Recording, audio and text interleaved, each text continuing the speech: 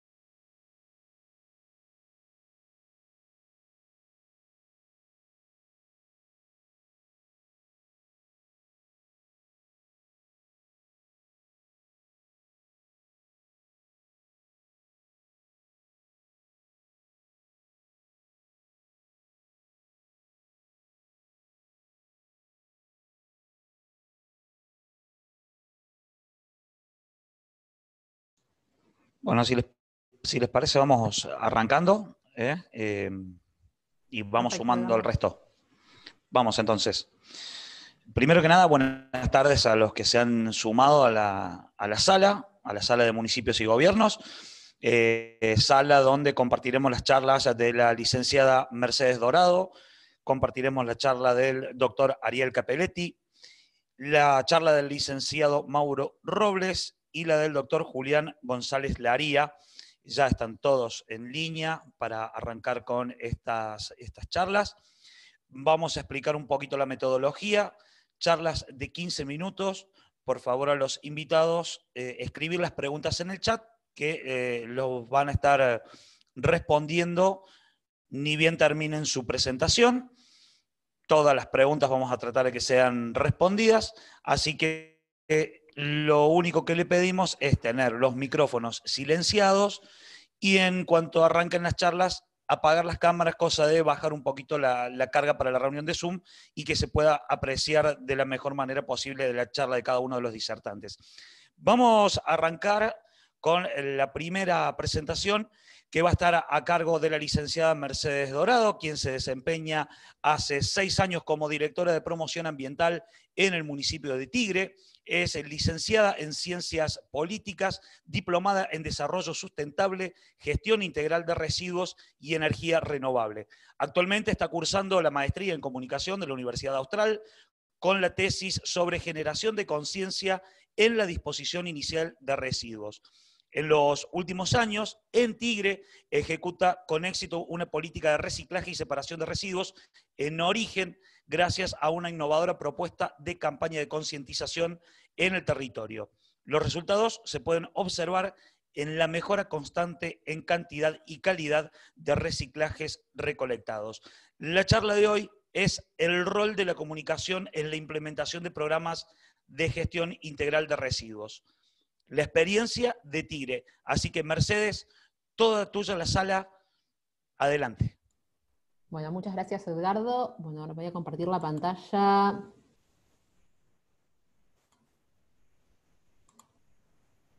A ver.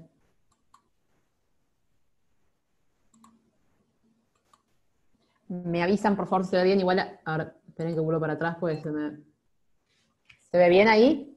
Perfecto. Gracias, Edgardo. Bueno, lo que voy a estar hablando hoy es sobre lo que es la comunicación en la gestión de residuos, ¿sí? Lo voy a estar exponiendo en referencia a mi experiencia que he tenido en el municipio de Tigre. Para quienes no conocen, el municipio de Tigre es un municipio del conurbano bonaerense con más de 350 kilómetros cuadrados de superficie y una población aproximadamente de 500.000 habitantes. ¿Sí? Bueno, la primera pregunta que nos surge es ¿por qué es importante la comunicación en la gestión de residuos municipal, ¿no? Y entonces acá les dejo una frase que para mí resume y explica muy bien lo que es el centro de la problemática que vamos a estar abordando hoy, que es que a mayor conciencia ciudadana, menor va a ser la inversión necesaria que vamos a tener que hacer en higiene urbana, ¿sí? Y por higiene urbana me refiero a todo lo que tiene que ver con la limpieza, el barrido, la recolección de residuos que hacemos en nuestra ciudad. Quienes trabajan en municipios sabrán que hay un punto en el que no importa cuántos camiones, cuánto personal pongamos a recorrer el municipio, podemos tener camiones recorriendo 24/7 el municipio, limpiando, y si no existe conciencia ciudadana, nada va a resultar, ¿sí? No importa cuánto invirtamos. Yo como buena politóloga solía pensar que toda política pública solucionaba los problemas de cualquier cosa, ¿no? Pero bueno, la realidad me fue mostrando lo contrario. Yo cuando entré a la municipalidad, hace algo más de 6 años atrás, ingresé para trabajar con un programa que se había diseñado, que se había traído de una comunidad europea, donde funcionaba hermosamente bien allá, pero claro, lo aplicábamos acá en Argentina y hacíamos agua. Y me arranqué a topar con muchos funcionarios de municipios vecinos o municipios del conurbano, donde me comentaban historias similares de fracasos de políticas de gestión de residuos. Entonces ahí empezó a surgir la pregunta de qué era lo que nos faltaba, qué era eso que no estábamos logrando entender los municipios, ¿no? Y ahí fue cuando empezamos a pensar en esta respuesta de que cualquier política que esté enfocada a mejorar la gestión de los residuos va a necesitar sí o sí el compromiso de un actor clave que es la ciudadanía. Sin el compromiso de la ciudadanía es muy difícil lograr que una política de gestión de residuos funcione. ¿Sí? Entonces, para que nuestros ciudadanos comprendan esta problemática, nosotros los municipales entendemos también que es la problemática de los residuos, es importante poder explicárselas la problemática, ¿no? Y una vez que entienden la problemática, van a poder tomar conciencia. Y tomar conciencia es el primer paso para poder tomar acción, ¿sí? Entonces, en base a esta idea fue que generamos la nueva política y el nuevo programa de recolección diferenciada de residuos en Tigre. Un poco, a ver, esperen que voy a explicar esto que me tapa, perfecto. Bueno, un poco para ponerlos en contexto, antes de empezar a hablar de lo que es la campaña en sí, les voy a explicar un poco cómo funciona el programa de reciclaje que está funcionando en Tigre. En este momento lo que tenemos es un programa con 2 modalidades de recolección diferenciada de residuos. Por un lado tenemos lo que llamamos la recolección de ecopuntos, tenemos más de 100 ecopuntos, que son las campanas que ven ahí en la imagen, que son para que los vecinos puedan llevar sus reciclables. Están distribuidos por todo el partido, en todos los casos están ubicados en lugares de acceso público, ¿sí? Por otro lado tenemos lo que llamamos recolección domiciliaria. La recolección domiciliaria o recolección de reciclables puerta a puerta está instalada ya en 5 localidades, que son nuestras 5 ciudades más grandes, que son Tigre Centro, General Pacheco, Benavides, Don Torcuato y la ciudad de Talar. En estos 5 lugares lo que hacemos es se le asignó a cada uno un día verde, en el que pasamos a recolectar todos los reciclables que los vecinos ya separaron en origen, ¿no? Estamos proyectando ya nuevos lanzamientos, creemos que para fin de año vamos a poder tener el 80% de la población de Tigre ya con recolección domiciliaria en sus hogares. Apuntamos obviamente a llegar al 100%, esperamos el año que viene poder hacerlo. Con respecto al transporte, voy a hacer una pausa ahí porque me parece importante aclararlo. Lo hacemos en camiones de caja seca, como el que se ve ahí en la foto. Son camiones más bien fleteros, es muy importante, y bueno, están ploteados con la gráfica del programa de reciclaje. Es muy importante que los camiones se puedan diferenciar fácilmente de lo que son los camiones, los típicos colas de pacto, o los compactadores que levantan la basura normal. ¿Y por qué es esto? Porque si el vecino no confía en que el municipio está recolectando sus reciclables de modo diferenciado, no va a hacer el esfuerzo en su casa de separar los residuos, limpiarlos y demás para que los pasemos a buscar y estén en condiciones, ¿no? El vecino espera que el compromiso del municipio sea igual a su propio compromiso, ¿sí? Por eso voy a poner mucha énfasis durante la charla en lo que es la confianza y la transparencia. Me van a escuchar decirlo un montonazo, ¿sí? Porque es fundamental para el vecino la confianza y la transparencia. Si no hay confianza y no hay transparencia en el programa, el vecino no se va a comprometer. ¿sí? Bueno, a ver, siguiente, bueno, destino sustentable local. Otra pregunta que también se van a hacer mucho los vecinos, además de cómo se llevan los reciclables, es a dónde se llevan los reciclables, ¿sí? En ese sentido, tener un destino sustentable local es fundamental. ¿Sí? Al ser local, lo que nos pasa mucho es que los vecinos lo ven, lo conocen, vienen a visitarlo de vez en cuando, ¿por qué no? Y de esta manera también generamos esto de lo que hablo de la transparencia y la credibilidad.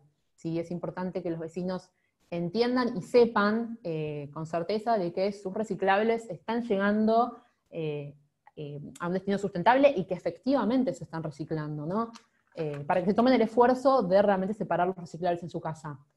Además, bueno, aparte, como un tema aparte, es importante tener en cuenta que un destino sustentable local genera, a partir de los reciclables del municipio, trabajos para vecinos locales, ¿sí?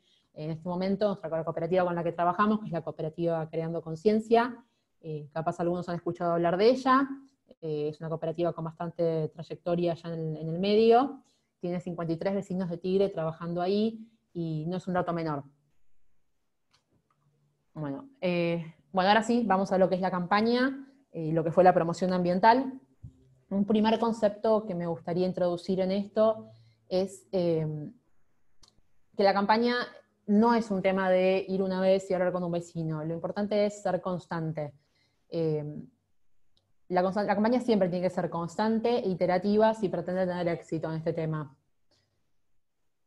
Tenemos que mostrarle al vecino que sabemos que el recorrido es largo, pero estamos 100% comprometidos con ese recorrido, y también sabemos que vamos a tener que insistir. Que vamos a tener que insistir porque capaz la primera vez que le hablamos a un vecino nos va a decir, capaz se paro, pero después no se para, la segunda vez que vamos empieza a convencer un poquito más de eso, y la tercera vez se convence finalmente y empieza a separar sus residuos.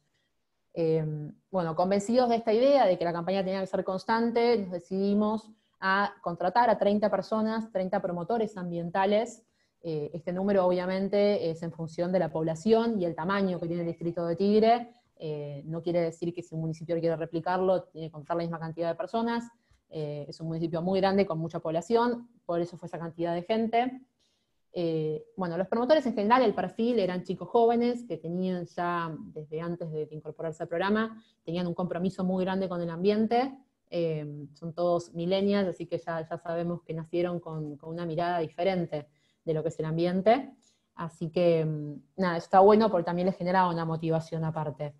Lo primero que hicimos con los promotores fue capacitarlos. Hicimos un acuerdo con la Universidad Nacional de San Martín, y con la misma cooperativa Creando Conciencia y con gente del municipio, lo que hicimos fue capacitarlos para que ellos puedan comprender en profundidad cuál era la problemática que estábamos afrontando y cuál era la solución que teníamos en nuestra mente para esa problemática. Yo creo que algo muy lindo que pasó ahí fue que los chicos se convencieron tanto de lo que estábamos diciendo, que finalmente estaban con la camiseta súper puesta y salían a la calle muy motivados a hablar con la gente. Y realmente fue una experiencia muy linda, porque me parece que eso también, la motivación de los chicos se les transmite a la gente, y la gente también toma ese entusiasmo y se prende atrás del programa. Así que me parece que eso fue algo muy importante. Bueno, la campaña puerta a puerta. Este fue como nuestro primer frente de batalla, nuestra trinchera. Sucede que en muchos municipios del conurbano, y puede suceder en otras provincias también que pase lo mismo, los vecinos no consumen medios locales, sino que consumen medios nacionales. Y de hecho tienen muy poco contacto con lo que es la realidad local. Muchas veces pasa que trabajan en capital o en otros municipios y vuelven a la noche tarde, entonces pierden esa conexión con lo local, ¿no? Entonces era muy difícil buscar la manera de llegar directamente a ellos. Así que lo que hicimos fue, literal, ir a sus casas a tocarles el timbre. ¿Sí? Bueno, fue así como empezamos de alguna manera a timbrear, y llegamos a hablar en trayecto de un año. Nos cortó la pandemia lamentablemente, pero entre marzo de 2019 y marzo de 2020 logramos hablar con más de 30.000 vecinos y recorrer íntegramente 8 localidades del partido. Perdón. Bueno, los talleres educativos, esto no podía faltar, son fundamentales. Lo que hicimos es generar distintos formatos de talleres para distintas edades, ¿no? Tenemos, por ejemplo, uno para jardín, donde se les cuenta un cuento a los chicos más chiquititos, tenemos solo para primario, otro armado para secundario, incluso tenemos uno para lo que es adultos. ¿Sí? Comenzamos dando talleres en escuelas y jardines, tanto públicos como privados del distrito, y luego comenzamos a recibir muchas solicitudes de organizaciones, empresas, vecinos, que querían realizar también el taller. Entonces comenzamos a conformar grupos de adultos para que realicen el taller, y esto tuvo excelentes resultados. ¿Sí? Tenemos muchos grupos de vecinos que se suman a hacer el taller, y después lo que hacen es ese efecto multiplicador de recomendárselo a otros vecinos, familiares, amigos, y que se sumen a hacer el taller de reciclaje después, y la verdad que tiene un efecto muy bueno eso. La verdad que funcionó bárbaro.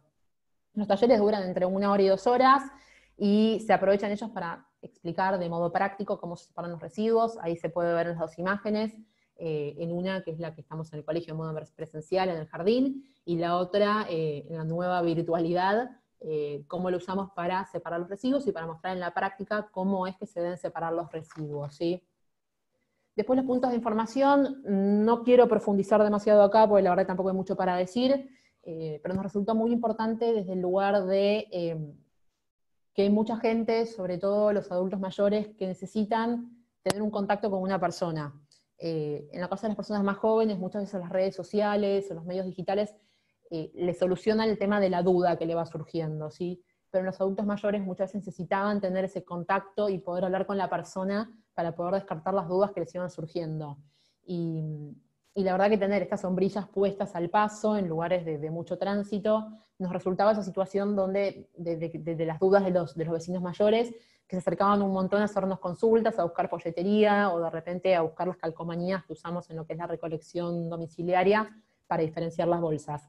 Así que eso nos resultó bárbaro. La verdad que lamentablemente lo tuvimos que suspender en marzo con la pandemia, pero bueno, esperamos poder retomarlo ahora que los casos están bajando acá en Buenos Aires. Bueno,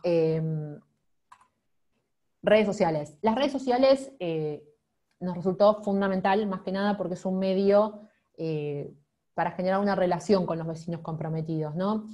Siempre decimos que esto de separar los residuos, aprender, generar nuevos hábitos sustentables, es un proceso. La verdad que nadie cambia sus hábitos ni aprende todo de un día para el otro. Por lo tanto es muy importante poder acompañar a la gente en este proceso, ¿no? Entonces las redes sociales siempre nos sirven mucho para poder acompañarlos en este sentido. Entonces cada vez que hacemos un contacto, que en general el primer contacto lo hacemos de modo personal, ya sea en el puerta a puerta o en alguno de los puntos de información, por algún otro medio, es muy importante derivar a esa gente a las redes sociales. ¿Por qué? Porque si la persona está convencida de que vamos a separar sus residuos y lo empieza a hacer y empiezan a surgir dudas, que esa persona no se frustre, que esa persona tenga un medio, un canal de contacto con nosotros para poder descartar esas dudas y seguir entusiasmado con esta idea de separar los residuos, y que no se frustre en la mitad porque no sabe cómo hacerlo, porque muy probablemente no es fácil, y tampoco que vaya a buscar ayuda a internet y termine buscando en fuentes que no son confiables y que no tienen nada que ver con la industria argentina, que pasa mucho que aparecen cosas de la industria de afuera, que no van al caso de lo que pasa en la industria local, ¿no? Así que nada, en ese sentido la verdad que no funcionó mucho. Por otro lado, tuvimos el programa de radio, que la verdad que también funciona como un buen medio para contactarse y para poder difundir buenas prácticas y hábitos sustentables. Y ahora, ya para ir terminando, les voy a explicar un poquito lo que es el certificado de gestión sustentable de residuos. Esto se trata de un documento que la cooperativa Creando Conciencia, con la que trabajamos, presenta todos los meses ante OPDS, provincia de Buenos Aires, y sirve para certificar la cantidad de reciclables que se procesan de lo recolectado del municipio, ¿sí? En primer lugar, esto es fundamental. Otra vez generamos transparencia y confianza en el programa, ¿sí? Estamos certificando ante los vecinos que esos reciclables que recolectamos efectivamente se están reciclando. Y por otro lado, nos va a servir mucho para darnos datos exactos, ¿sí? Nos va a permitir, toda política y toda estrategia de comunicación requiere datos para poderse evaluar, ¿sí? Cuando yo la puedo evaluar, la puedo también rediseñar, puedo hacerle ajustes y puedo acomodarlo, ¿sí? Si algo no funciona, no gastemos más plata en eso, y directamente cambiémoslo. ¿Sí? Si algo funciona, entonces es algo que tenemos que repetir y que tenemos que seguir haciéndolo. ¿Sí? Y la verdad que estos datos no funcionaron mucho. Lo que voy a hacer ahora es acá mostrar los datos de la recolección. Perdón. Bueno, acá lo que podemos ver es los datos de recolección mes a mes del municipio. Lo que podemos ver, más allá de algún pico, alguna caída leve, es una clara tendencia al crecimiento. Esto se debe a la comunicación, ¿sí? Si hubiésemos tenido capaz una campaña, no sé, en julio, suelta de la nada, capaz hubiese visto un gran pico en agosto y después hubiese vuelto a bajar. Pero bueno, el tema de la campaña sostenida, iterativa, lo que nos permite es eso, esto de ir aumentando constantemente la cantidad de reciclables que recibimos. Y un dato que no lo tenemos acá, pero me parece fundamental tenerlo en cuenta, es el hecho de que también mejoró mucho la calidad de los reciclables que recibimos. ¿Sí? La cooperativa no está recibiendo bolsas de basura en este momento. Nosotros arrancamos con un porcentaje más o menos del 50% de rechazo, o sea, de descarte de lo que se recolectaba mucha basura, evidentemente la gente no sabía separar bien sus residuos, y la campaña constante logró llevar ese porcentaje a menos de un 30%.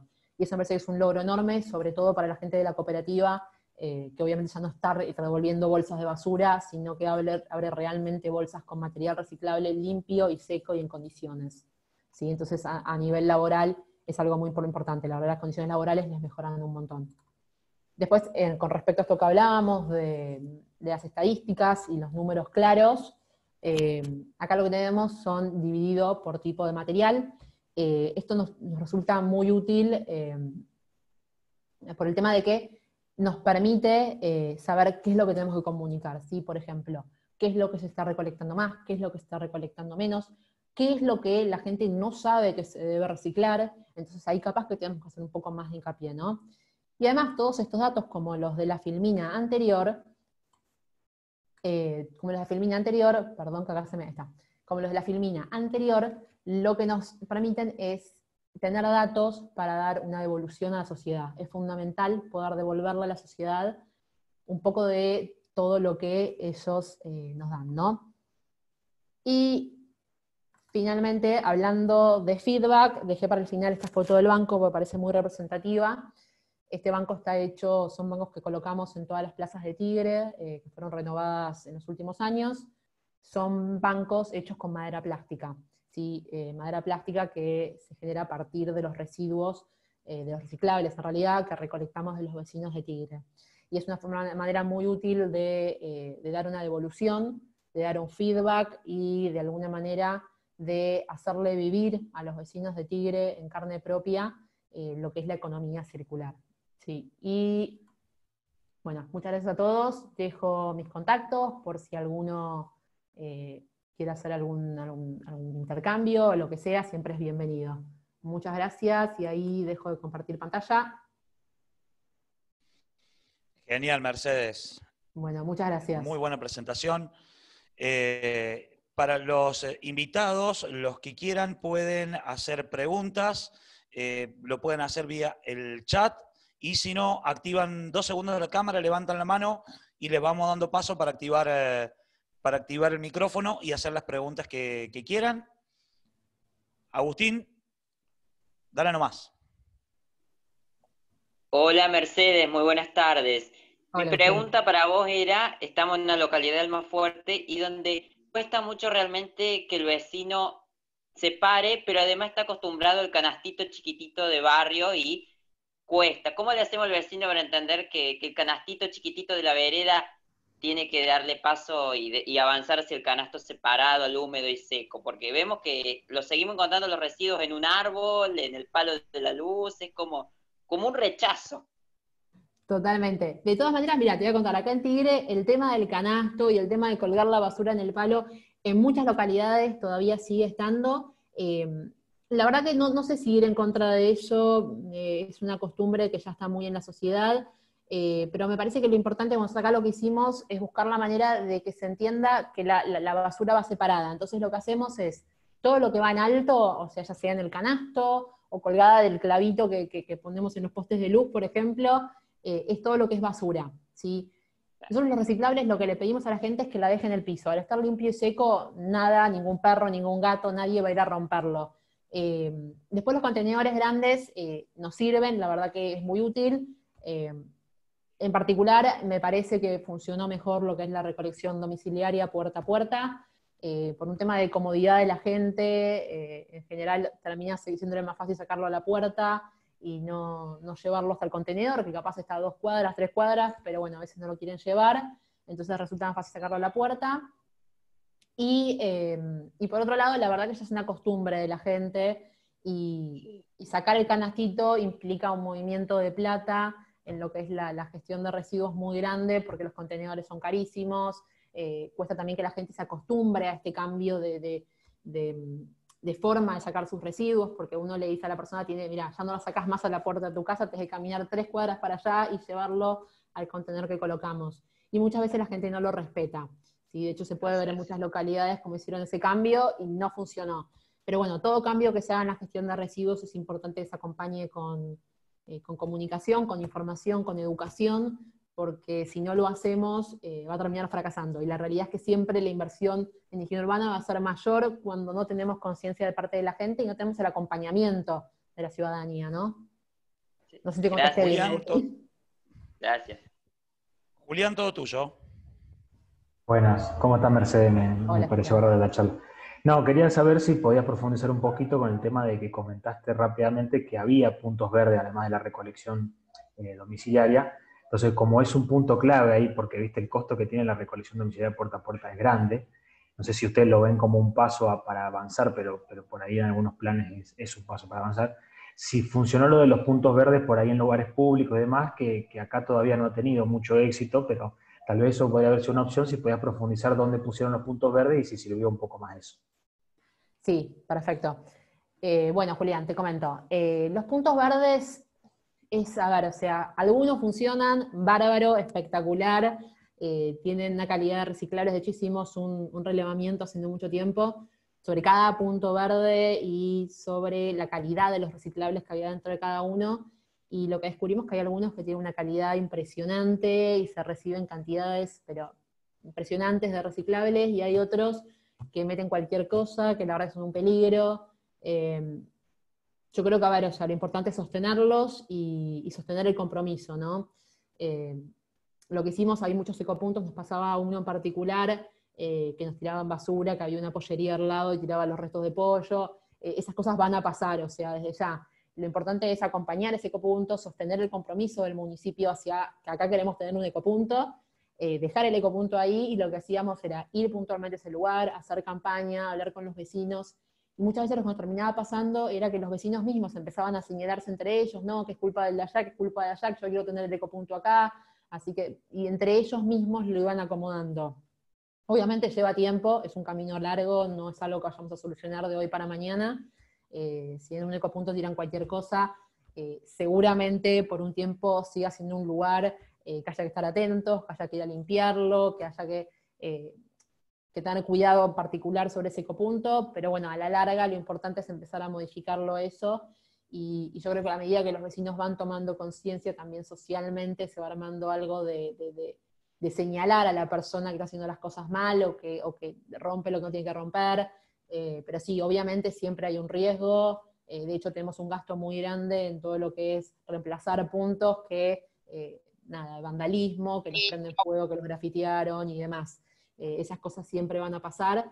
Me parece que lo importante es sostener el compromiso y obviamente acompañarlo con una campaña social para que la gente se vaya comprometiendo también atrás de ese objetivo que tiene la municipalidad, ¿no? Ariel Capelletti, todo tuyo. Bueno, Mercedes, muy buena la charla. Dale, Una cosa que me pareció muy importante de lo que comentaste es generar la confianza. Es un gran problema cuando uno ve que te ponen contenedores al frente y después se los lleva el mismo camión. Eso es clave.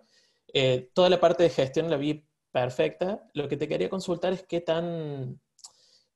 tantas empresas o cooperativas estuvieron interesadas en usar los residuos reciclados que ustedes tienen para reciclarlos justamente, con el cartón para hacer cartón reciclado, con el vidrio, etc. O qué destino ustedes, una vez que lo separan y lo fraccionen, si el reciclaje lo hacen ustedes o se lo encargan a cooperativas, empresas. Claro, sí. Nosotros lo que hacemos es, hicimos un acuerdo con esta cooperativa que ya tiene una trayectoria muy grande en el partido. Lo que se llaman acá en Buenos Aires los destinos sustentables, que son los que están aprobados por la provincia de Buenos Aires y tienen la posibilidad de certificar los reciclables. Acá dentro de Tigre teníamos 2 nomás, de los cuales uno también lo ofrecimos para participar, y finalmente por cuestiones de ellos prefirieron no sumarse. tenían temas de espacio y demás, así que finalmente terminamos trabajando solamente con Cooperativa Creando Conciencia. Eso no quiere decir que el día de mañana sumemos también a la cooperativa, a la otra cooperativa que hay acá en Tigre, pero bueno, por el momento trabajamos con ellos. La cooperativa lo que hace en realidad, con algunos materiales en particular, sí los procesan ellos mismos. La mayoría de los materiales lo que hacen es clasificarlos y transportarlos a otras industrias. En lo posible tratamos de que sean industrias locales. Por ejemplo, hoy estuvo hablando en una de las paneles, estuvo hablando Carlos Briones. Carlos es de Ecopec, es una industria que está acá en Pacheco, también en Tigre. Ecopec lo que hace es procesar todo lo que es plástico, entonces la cooperativa lo que hace es transportarlo desde la cooperativa en Benavides hasta Pacheco a Ecopec, donde se procesa. Y así con estos tipos, o sea, lo mismo con el cartón, con el papel, pero siempre priorizando lo que es la industria local y generar trabajo local, ¿no? Eso como que siempre le dimos mucha importancia, además porque también se hace un efecto multiplicador en sí mismo en lo que tiene que ver con la comunicación, ¿no? Cuando yo trabajo en esto, yo sé que esto realmente está funcionando, y yo se lo puedo transmitir a mis vecinos, a mis amigos, a mis familiares. Entonces también ese eje que teníamos todos hablabas al principio de generar confianza, me parece que también fue un poquito lo que guió todo.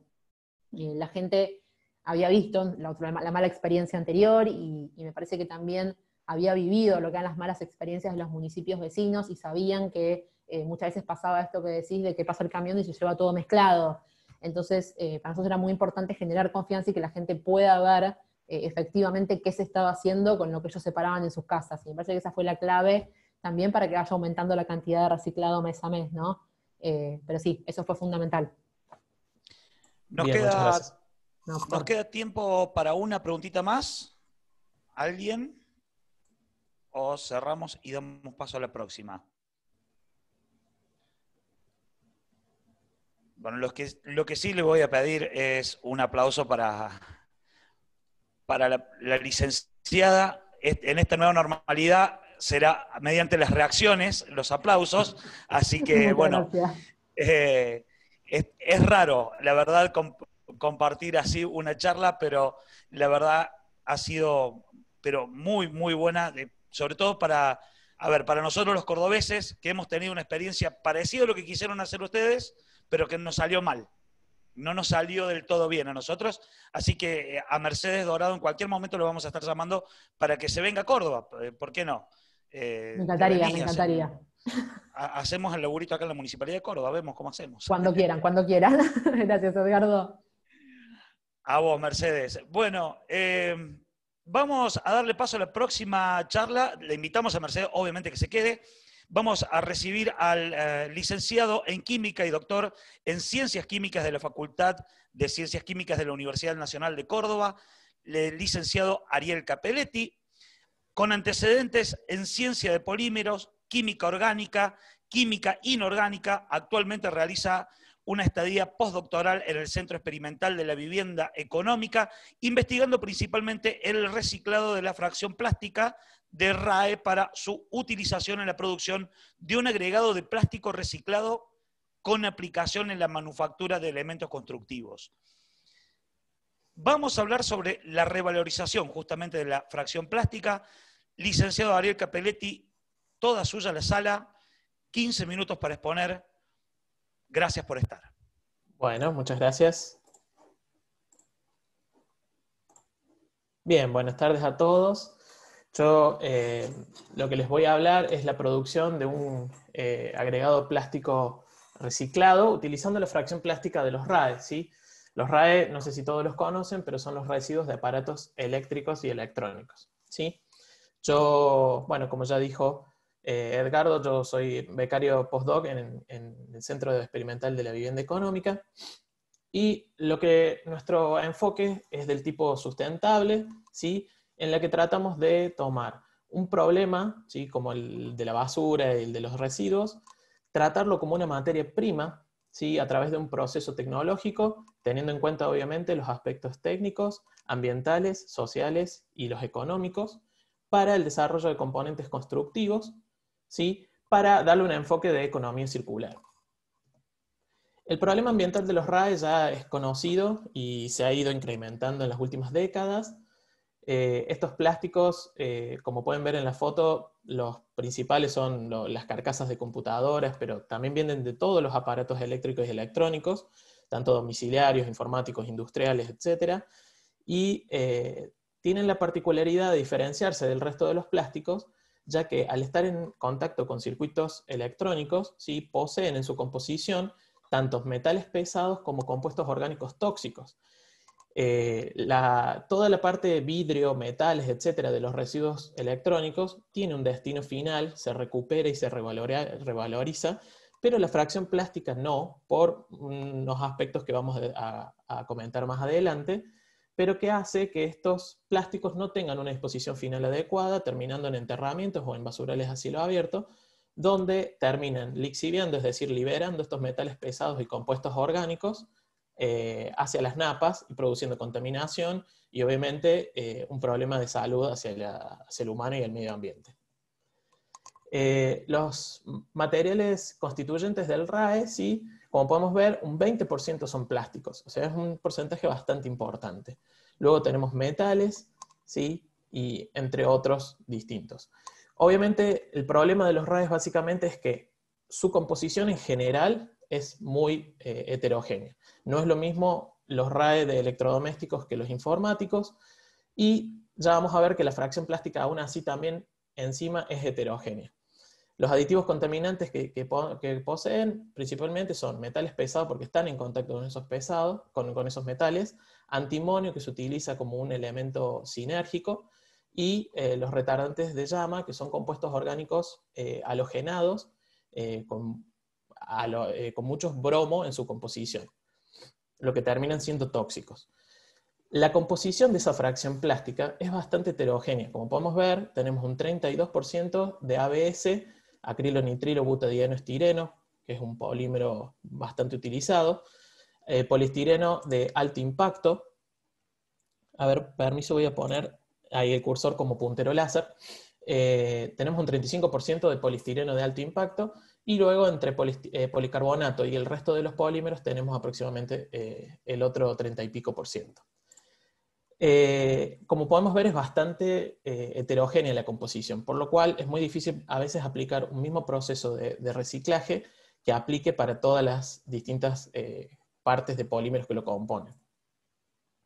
Entonces, desde el punto de vista químico, un reciclado es inviable, ¿sí? Porque un proceso de despolimerización, todos sabemos que los polímeros están compuestos por monómeros, por bloques constructores chiquitos que se van uniendo para formar una estructura más grande. La despolimerización sería volver a esos bloques constructores pequeños y aplicar un proceso de reacción química de despolimerización a todos los RAEs sería imposible por la heterogeneidad de la composición que estábamos hablando. Por lo tanto, un reciclaje químico se vuelve inviable. Usarlos como combustible, es decir, un reciclaje energético, también es inviable debido a que su combustión genera componentes muy tóxicos como las dioxinas y hidruro de bromo, que es muy contaminante. Por lo tanto, tampoco lo podríamos utilizar.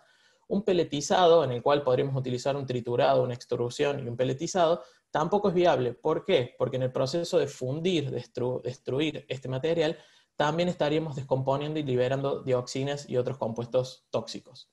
Entonces llegamos a una de las pocas alternativas que tenemos de reutilizar este compuesto, y es a través de un triturado, ¿sí?, en el que lo agregamos como un material de carga en diferentes matrices.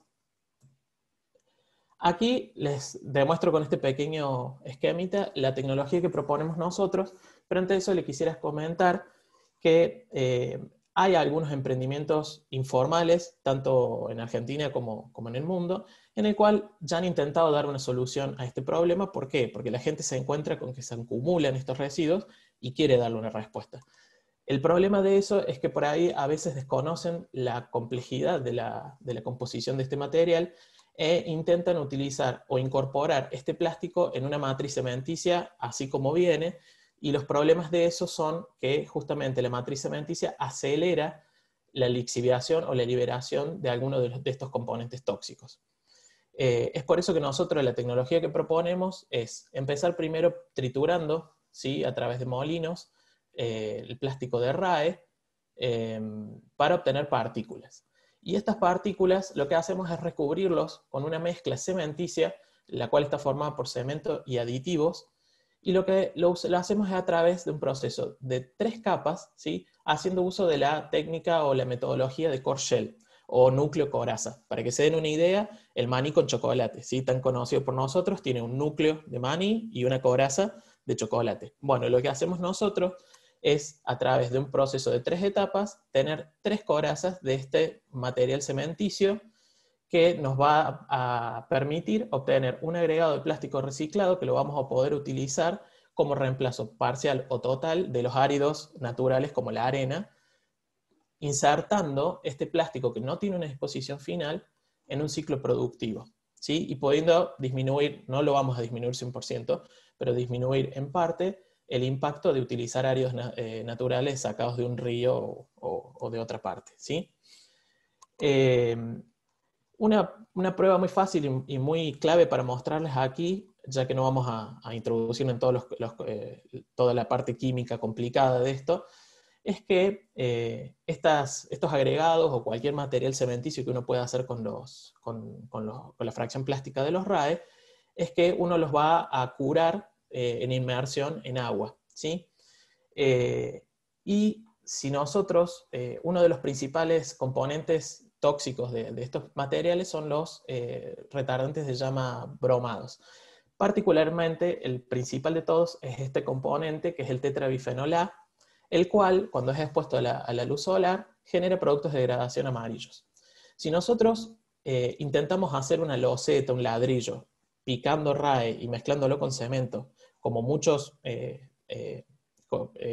emprendimientos informales que se han dado, lo que hacemos es, cuando hacemos curar ese material inmerso en agua, si sacamos una muestra de esa agua de curado y las ponemos a la luz de sol, vamos a tener que se vuelve amarilla, ¿sí? Esto nos implica o nos dice que esos productos tóxicos orgánicos se están liberando al agua de curado y por ende se van a seguir liberando con lo que hagamos con ese material. Mientras que el APR, desarrollado con la tecnología del CEBE, como podemos ver, las aguas de curado expuestas a 10, 20, 30 días de luz solar no se colorean.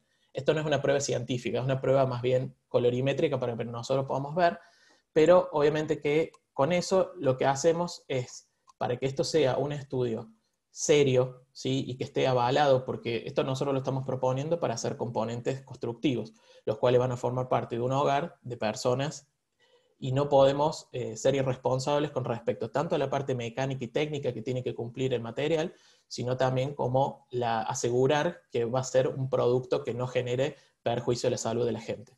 Entonces, sobre este APR hemos desarrollado ensayos térmicos, ¿sí? Para ver cuánto mejora o cuánto empeora, mejor dicho, la conducción térmica, es decir, más aislante se vuelve el material ya que tiene plástico en su composición.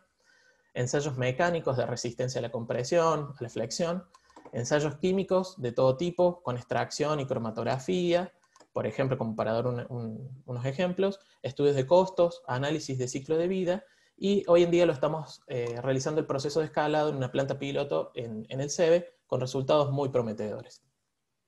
Algunos de los componentes constructivos que hemos desarrollado son el bloque o el ladrillo hueco, como lo conocemos de cemento, pero ahí pueden ver las particulitas de APR que forman este ladrillo. Por supuesto, este ladrillo es mucho más liviano que el de cemento tradicional que conocemos. Hemos desarrollado ladrillos que tienen 2 canaletas para ayudar a la unión, placas en las que hemos estudiado la conducción térmica, y acá estamos desarrollando en CEBE cómo se empezó a hacer la pared, y a la izquierda una ventana premoldeada en la cual esto ya es una tecnología conocida del CEBE, pero que se hacía con cemento y áridos naturales.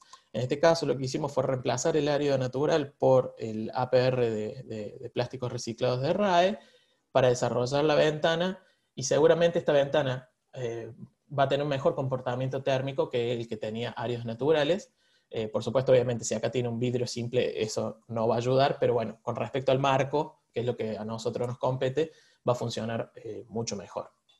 Entonces, para dar una conclusión al tema, es, si nosotros tomamos la fracción plástica de los RAE y los insertamos en una matriz cimenticia sin ningún tipo de cuidado, lo que vamos a ver es que se liberan los metales pesados en su composición y también los retardantes de llama bromados.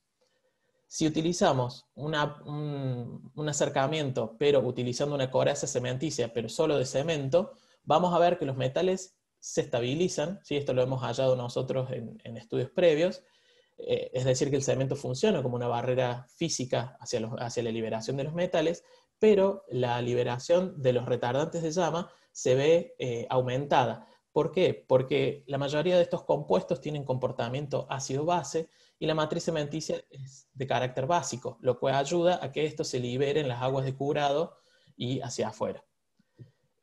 Y si utilizamos un acercamiento como el que nosotros proponemos, utilizando una triple coraza de cemento y aditivos, lo que logramos es una estabilización efectiva tanto de los componentes orgánicos como de los inorgánicos, para desarrollar el APR que ya les mostré anteriormente, desarrollar los componentes constructivos que hasta el día de hoy hemos desarrollado, y el fin ulterior de esto, como siempre en la misión del CEBE, es poder realizar transferencias a cooperativas, municipios, ONGs que estén dispuestos a adoptar esta tecnología y a producir los componentes.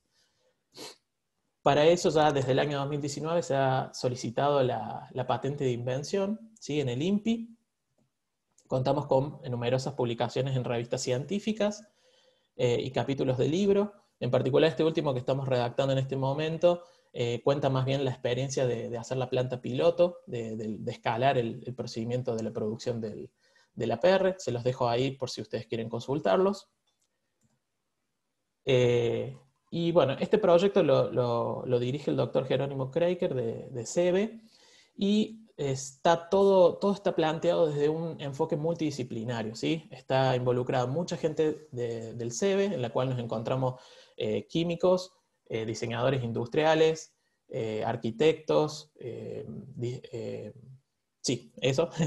Y también gente del Sintemac, de la UTN, del INFAP, desde la Universidad de San Luis, y también gente del INFIC, de la Universidad Nacional de Córdoba, de la Facultad de Ciencias Químicas. Muchas gracias por su atención. Fantástico, fantástico, Ariel. Bueno, arrancamos, si les parece, con las preguntas. Para los que quieran hacer preguntas, estamos habilitados, nos mandan por el chat y vamos dando el orden. Agustín, todo tuyo.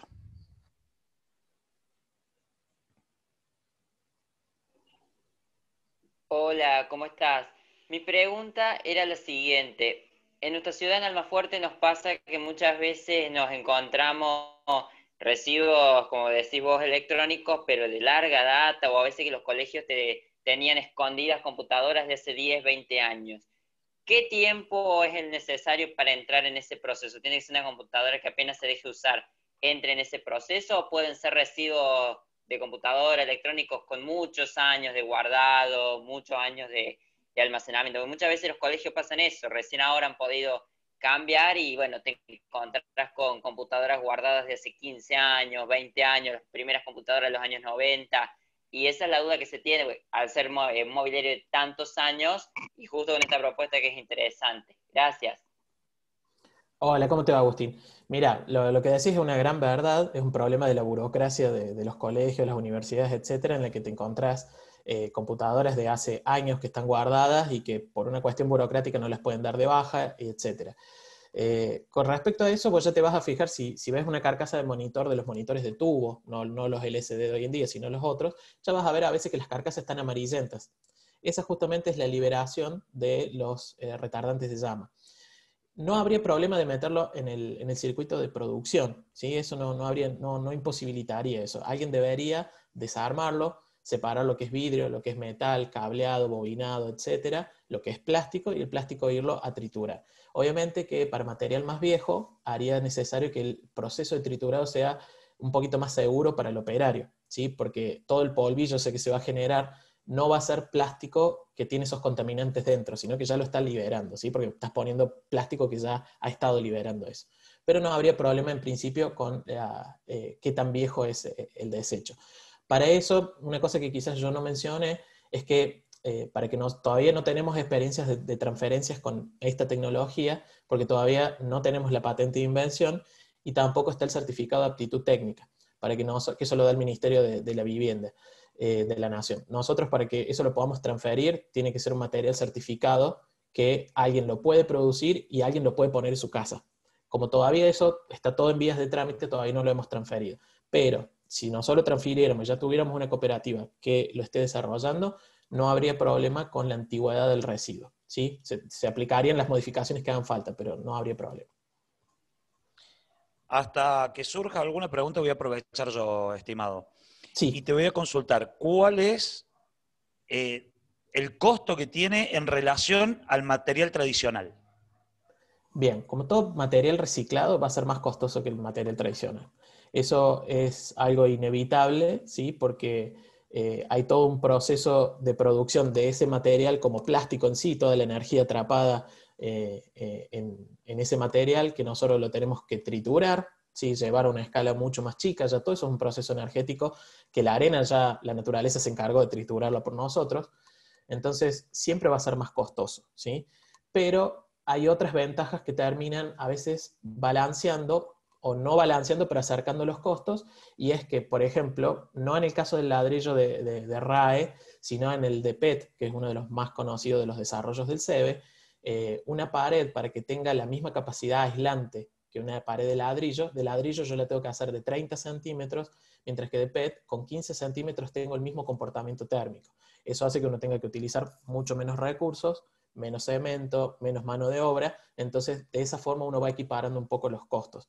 Pero toda tecnología que involucre un residuo reciclado va a tener costos más altos, no solamente el esfuerzo del ciudadano en separar los residuos, llevarlo a algún lado, una cooperativa que los junte, los desmantele, los triture, todo eso más el ciclo productivo. Siempre va a ser más costoso.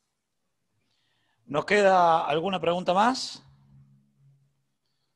Si alguno tiene alguna pregunta, aprovechemos. Lo aprovechemos a Ariel. Si no, damos paso a la próxima charla.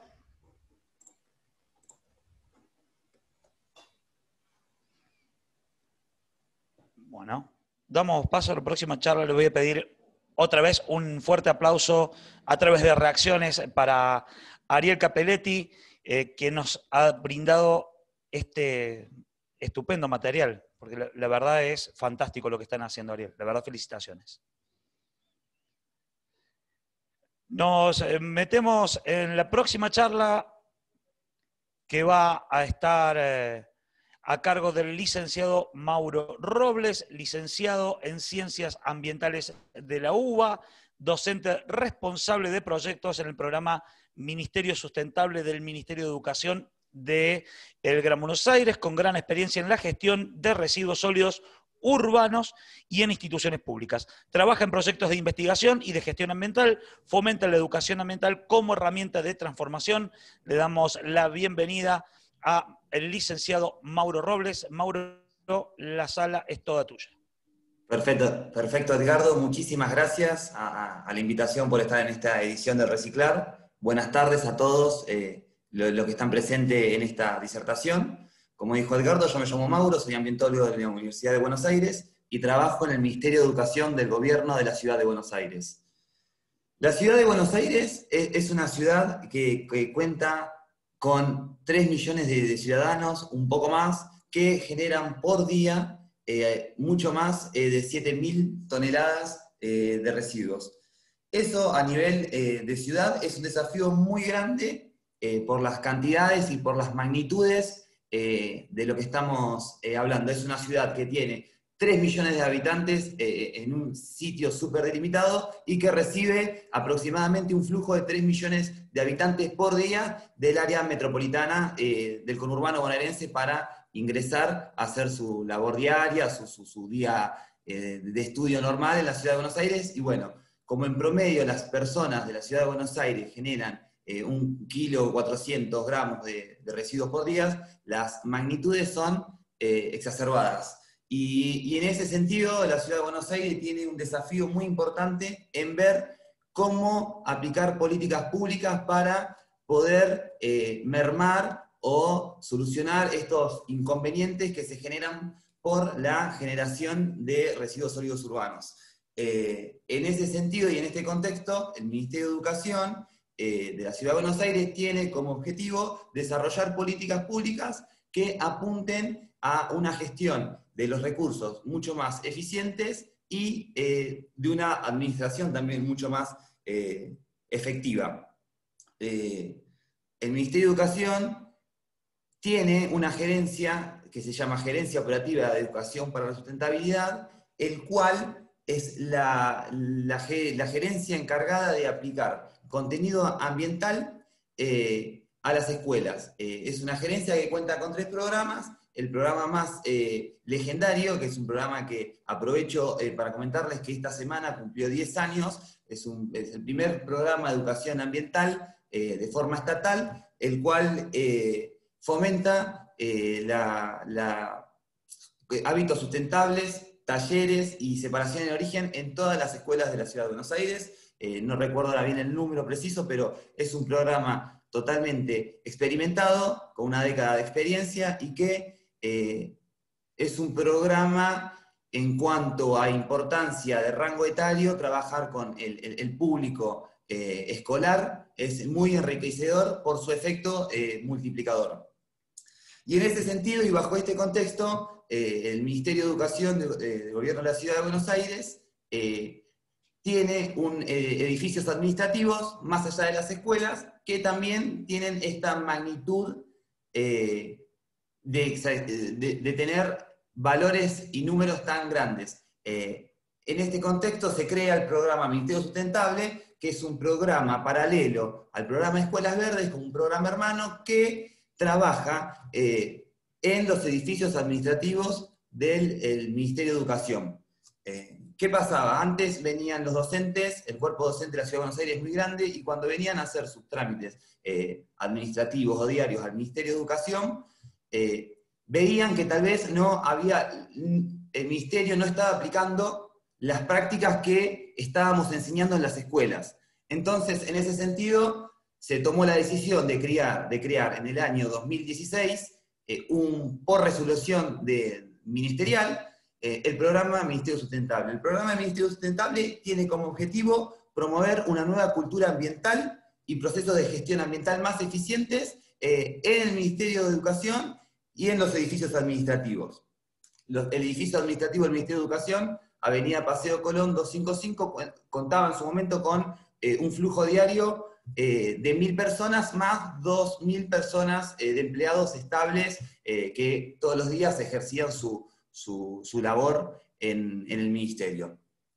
Bueno, bajo este marco se creó el programa Ministerio Sustentable, y el programa Ministerio Sustentable, para trabajar en promover una nueva cultura ambiental y también en procesos de gestión ambiental mucho más eficientes, tiene como la experiencia lo empírico aprendido del programa Escuelas Verdes y también de un montón de otros programas que nos fueron enriqueciendo y nutriendo. Así que nosotros, el programa Ministerio Sustentable no toma el tema de la sustentabilidad solamente de la gestión ambiental, y lo divide en 4 ejes importantes. Ahora yo me cebé explicando, pero no me olvidé de compartirles la presentación. Ya me pongo a tono, denme un segundo.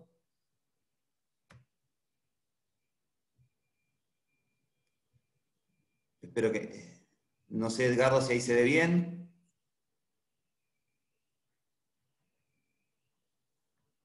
Bueno. Perfecto, perfecto. Perfecto, bueno, disculpen que no puse la presentación antes. Esto más que nada la presentación del Ministerio y del programa.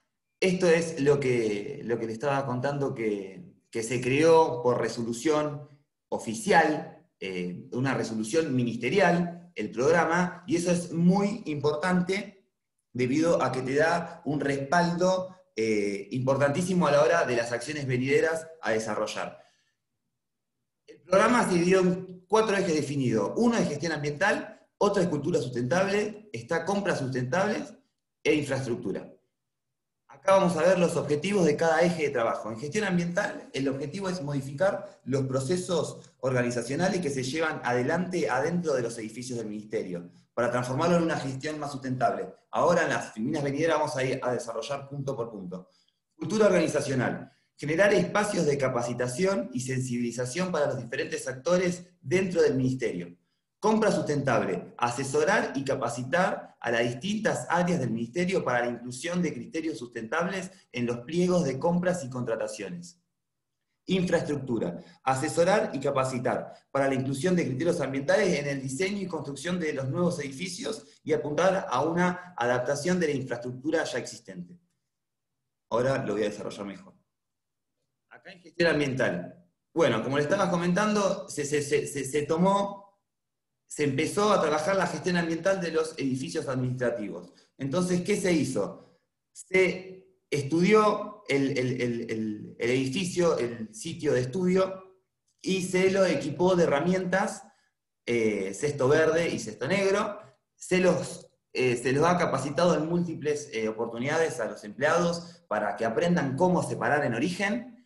Y también, desde el programa, lo que hicimos fue una articulación súper precisa con los diferentes actores que intervienen en la gestión ambiental. En la gestión ambiental de residuos, por lo menos en la Ciudad de Buenos Aires, y a través de la legislación vigente que respalda a cada una de nuestras acciones, se coordinó con la cooperativa de recuperadores urbanos un programa y una coordinación permanente para capacitarnos nosotros sobre cómo ellos estaban recibiendo el material y también cómo poder mejorar para que este círculo sea muy virtuoso. Así que es muy importante en una gestión ambiental presentarse a la cooperativa, armar el mapa de actores en nuestro sistema de gestión ambiental, más allá de las capacitaciones a los empleados sobre la separación de origen. También sumamos a nuestro cuerpo de labor, de sostén, al equipo auxiliar de los edificios, que es muy importante trabajar con ellos, porque ellos son los que generalmente manipulan los residuos o las bolsas de residuos, y tienen ahí que tener conocimiento sobre qué hacer con cada bolsa que retiran, y bueno, es muy importante integrarlos para funcionar como equipo. Todo esto, trabajar una gestión integral, con una articulación permanente, hace que el círculo y la inclusión social sea muy virtuoso. Desde que empezamos en el 2016 hasta la actualidad, hemos separado en origen más de 30 toneladas de material reciclable, que eso se traduce en un montón de beneficios para la cooperativa El Amanecer de los Cartoneros, que era la pertinente, que recibía todo el material que nosotros retirábamos. Y también en gestión ambiental trabajamos los RAEs, empezamos a trabajar también la corriente electrónica, hacíamos relevamientos y coordinábamos con la Agencia de Protección Ambiental, que en este caso, en la Ciudad de Buenos Aires, es la autoridad de aplicación, para retirarlos o para nosotros entregárselos y asegurarnos el destino final de los RAEs. De esta forma, los residuos sólidos urbanos y los residuos electrónicos en desuso tuvieron, a partir de nuestra implementación, un destino sustentable que antes no tenían, y también se fomentó la separación del origen, y haber separado en origen 30 toneladas en un solo edificio, para nosotros nos pone muy contento para seguir trabajando en pos de un empleo verde, una economía circular que aumente, ¿cierto?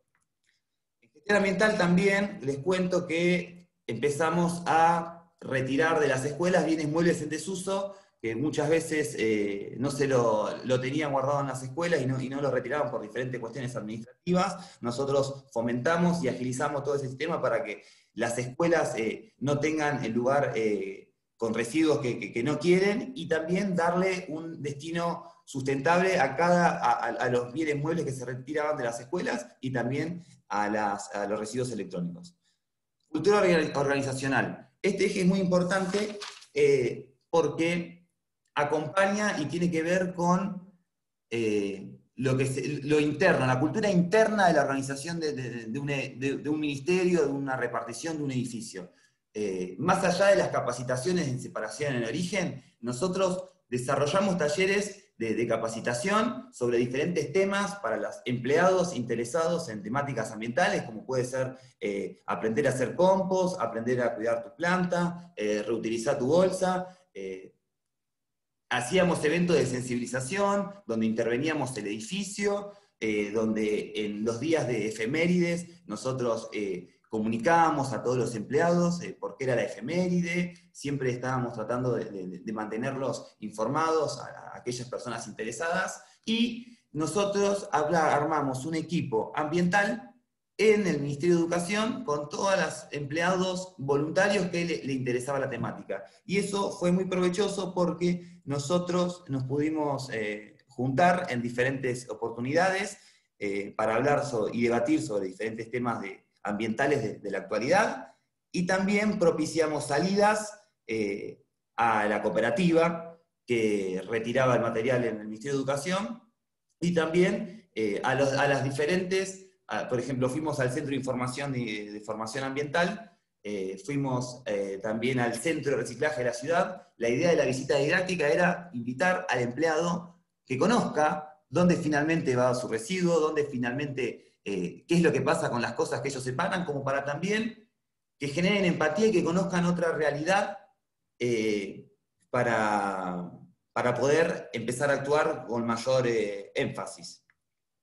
Compra sustentable, más allá de las cuestiones de gestión y de cultura, también sabemos que deberíamos empezar a trabajar con algunas cuestiones que hasta ahora no se estaban trabajando. El Estado, de las diferentes reparticiones de los diferentes municipios del país, tienen un poder de compra que a veces que es bastante importante, y entonces ahí nosotros, estando en educación, aprovechamos a incluir criterios sustentables en los pliegos de compras y contrataciones. Esto para optimizar los recursos y para sí o sí seguir aumentando este beneficio social que queremos profundizar. Algunas acciones destacadas de compras sustentables fueron, nos reunimos con la gente del Plan Sarmiento, que en la Ciudad de Buenos Aires entregan computadoras a los chicos, y nos dimos cuenta que cuando compraban esa gran cantidad de computadoras, cada computadora venía con un embalaje individual, que tenía su propio packaging, que venían separados y demás. Entonces tal vez nosotros incluimos la cláusula de evitar el consumo exacerbado de plástico y cambiar el consumo de plástico por cartón, y van a ver abajo a la derecha cómo empezamos a recibir computadoras que venían de China en un embalaje mucho más sustentable, que es la caja de cartón que ven a la derecha. Ahí vienen 10 computadoras juntas, y antes venía, como está en la foto un poco más a la izquierda, con embalaje en polietileno, plástico y cartón. Estas pequeñas cuestiones que cuestan tal vez una inclusión de un pliego, de un criterio de sustentable en un pliego, se magnifican muchísimo cuando uno está tal vez del lado del Estado y esas cantidades son totalmente voluminosas. Y también en compras sustentables fomentamos el consumo, la compra de plantas nativas, si es que se va a comprar vegetal como para cubrir algún piso, como ven en la foto de abajo a la izquierda, y también mobiliario sustentable con plástico proveniente de la industria del reciclado. Infraestructura. También realizamos proyectos que incorporan criterios ambientales al diseño y a la construcción y adecuación de la infraestructura de los edificios escolares. Así que trabajamos con recambio de luminarias LED, ya recambiamos mucho más de 80 escuelas, siempre con la Agencia de Protección Ambiental. Instalamos paneles fotovoltaicos en diferentes escuelas para apuntar al autoconsumo y también a la inyección a la red eléctrica de la energía que se genera, y también el diseño paisajístico del edificio actual del Ministerio de Educación, que es el Barrio 31, cuenta con un diseño paisajístico que tiene que ver con la sustentabilidad en su máximo esplendor, y que yo los invito a buscar imágenes después, si quieren, del Ministerio, otras cosas que hicimos, que son muy, muy lindas. Y lo que sí yo quiero destacar, que este es un programa de educación ambiental holístico, que integra diferentes ejes, porque lo más importante y lo más productivo y nutritivo que es para trabajar en la sustentabilidad es hacerlo en equipo, es articular entre las áreas, conocerse las diferentes áreas, y también apelar a la aplicación de políticas públicas sustentables y también al compromiso de los empleados o de todos para tratar de tener un mundo mucho más sustentable y también generar esta economía circular que se termina traduciendo en beneficios directos para tal vez el sector más vulnerable, como los recuperadores urbanos. Muchísimas gracias por el tiempo y por escucharme. Muy bien, espectacular, Mauro, espectacular. Abrimos debate, abrimos preguntas, abrimos el chat para lo que ustedes quieran preguntarle a Mauro Robles, que está a disposición.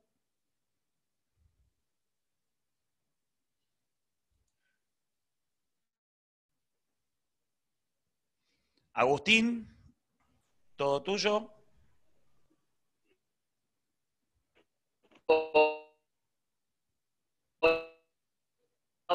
Buenas tardes. Mi consulta era la siguiente. Nosotros en Almafuerte tenemos 600 empleados y, digamos, el edificio en total es como si fuera el Ministerio de Educación de Ciudad de Buenos Aires. ¿Qué posibilidad hay de aplicar lo que vemos de Ministerio Sustentable en una administración municipal? Que, vamos a suponerte, casi nuestra administración municipal es como si fuera un ministerio de allá de Buenos Aires, porque son 1000 empleados en total, en un solo edificio de 3 pisos. ¿Esto se puede agregar en algo así, por ejemplo, o es solo para áreas descentralizadas, como en el caso de Buenos Aires Educación? Gracias. Hola Agustín, buenas tardes. Gracias por la consulta. Yo estoy seguro que se podría aplicar, replicar y extrapolar, porque tiene que ver, no importa tanto el sitio de estudio o la cantidad de personas y demás. Yo hablé de cantidades y demás, como para magnificar un poco el volumen que estamos hablando cuando hablamos de la Ciudad de Buenos Aires, pero lo importante es estudiar el sitio de estudio que vos querés trabajar, en este caso sea una repartición o sea una unidad administrativa, y ver bien el mapa de actores, conocer quién va a retirarte a vos el material reciclable, capacitar a los empleados de esa repartición. Si no alcanza con una sola capacitación, porque todo el tema de la educación ambiental como herramienta de transformación es cierto, pero lleva un tiempo. Entonces, muchas veces, con una capacitación no es suficiente para que la persona empiece a separar en origen. Y es por eso que nosotros íbamos capacitando a aquellas oficinas que tal vez más les costaba separar en origen, o que eran más reticentes o más resistidas. Entonces, de una forma amable íbamos y le explicábamos cómo separar, que sí, que no, volvíamos a ir. Y este camino nos costó a nosotros muchísimos meses, muchísimos años, para llegar a tener un edificio en el cual estábamos, no te diría contentos, pero sí estábamos satisfechos del nivel de separación en origen que alcanzamos y toda la disminución. Porque es muy importante la separación en origen, pero también es mucho más importante disminuir la generación. Entonces, más allá de enseñar a separar en origen, que es muy importante, está bueno que ir complementándolo con un montón de información para que también disminuya la generación. Las dos cosas son importantes, pero sí, lo más importante es conocer el mapa de actores y articular entre las áreas. Si una área hace algo en pos de la sustentabilidad o para una gestión ambiental y no tiene comunicación con las otras áreas o no es un trabajo integral, es muy difícil tener que sea un caso de éxito a largo plazo. Gracias. Julián González, Laureat, todo tuyo. Buenas, hola Mauro, ¿cómo estás? Bueno, me pareció bárbaro la charla. También quería consultar un poco sobre la capacitación. Veo que insistís mucho en el tema de que, bueno, lleva tiempo, digamos, generar una cultura y hábitos también de reciclaje. Entonces, bueno, quería saber si hay algún tipo de charla, algún tipo de taller, algún material que ustedes hayan visto que es más sensible, que facilita de mejor manera que la gente lo comprenda, digamos, esto, porque yo pienso también en la capacitación, digamos, para la comunidad en general, para generar una separación en origen, que vos lo volvés a repetir, es una de las claves para el reciclado de los residuos. Entonces, ¿cómo pudieron ustedes aprender cuál es la herramienta educativa o comunicativa que sirve más para esto y que es más eficiente para aplicar? Eso nada. Bueno, gracias Julián por la consulta, es una pregunta muy buena. Nosotros hacemos hincapié en la capacitación y también en la constancia. Nosotros, ya te digo, tenemos la experiencia de Escuelas Verdes, que es un programa ambiental que tiene ya una década de años y que tiene mucha experiencia, y también articulando con las diferentes otras reparticiones uno puede ir adquiriendo muchísimo conocimiento técnico. A nosotros creo que lo que nos sirvió en un edificio tan grande fue el tema del monitoreo y de la recapacitación a aquellas personas que tal vez se ponen más resistencias, que tal vez en algunos casos tiene que ver con la antigüedad de esa oficina, o tal vez con el rango etario que tal vez es más resistido, o a estos pequeños cambios que a veces la gente le cuesta un montón. Creo que a nosotros nos nutrió muchísimo y fue muy efectivo recapacitar todas aquellas oficinas que estaban separando mal en origen, recapacitar, hasta que lo hagan. A nosotros también nos sirvió, es algo que no puse en la filmina porque durante 15 minutos es muy poco tiempo para explicarlo, pero usamos un semáforo de color. Nosotros todos los meses o cada 2 meses publicábamos vía mailing, que le llegaba a todos los empleados del Ministerio de Educación, un semáforo por cómo estaba separando de la oficina, cada una de las oficinas. Rojo separaba mal, amarillo separaba bien, verde separaba bien, amarillo más o menos y rojo mal. Y entonces nosotros hacíamos ese monitoreo, esa auditoría, lo publicábamos y no había ningún empleado que quería tener su oficina en rojo. Así que eso también a nosotros nos sirvió porque muchas veces el empleado llama y dice, che, ¿por qué estoy en rojo? Porque se estaban separando mal. ¿Y cómo separó mejor? Bueno, así. Y entonces de esa forma también el mismo empleado se empezó a comprometer para tener su oficina verde, también los directores, y también es importante el tema de la decisión ejecutiva o del respaldo político que tengas a la hora de desarrollar un programa así. Porque ningún director, ningún secretario quería tener su oficina en rojo, ningún empleado, entonces tal vez el semáforo en color en su momento nos sirvió como para fomentar e impulsar que todos quieran empezar a separar mejor. Luciana. Sí, hola, buenas tardes. Mi consulta está relacionada en cómo, cuáles son los desafíos hacia futuro para mantenerlo en el tiempo, y sobre todo eso, cómo hacerlo sostenible en el tiempo, que no sea producto de una gestión nada más. Gracias. Gracias, Luciana, por la consulta.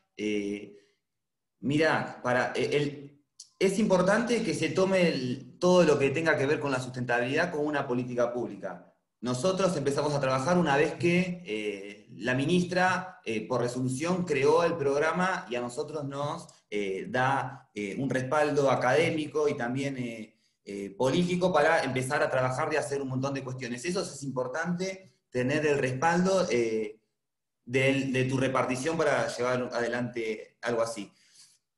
En tiempos de pandemia, a esta parte, nuestro desafío máximo fue empezar a capacitar a los empleados, o a tratar de que las buenas prácticas que han adquirido en el ministerio a lo largo de las visitas y los talleres que hemos dado, las sigan desarrollando en sus hogares, a través de la separación en origen, a través de la disminución del consumo de bolsa, de la disminución del consumo de plástico, tratando de incentivar el compostaje, que también hicimos muchos talleres de compostaje y también es una corriente que trabajamos en el edificio.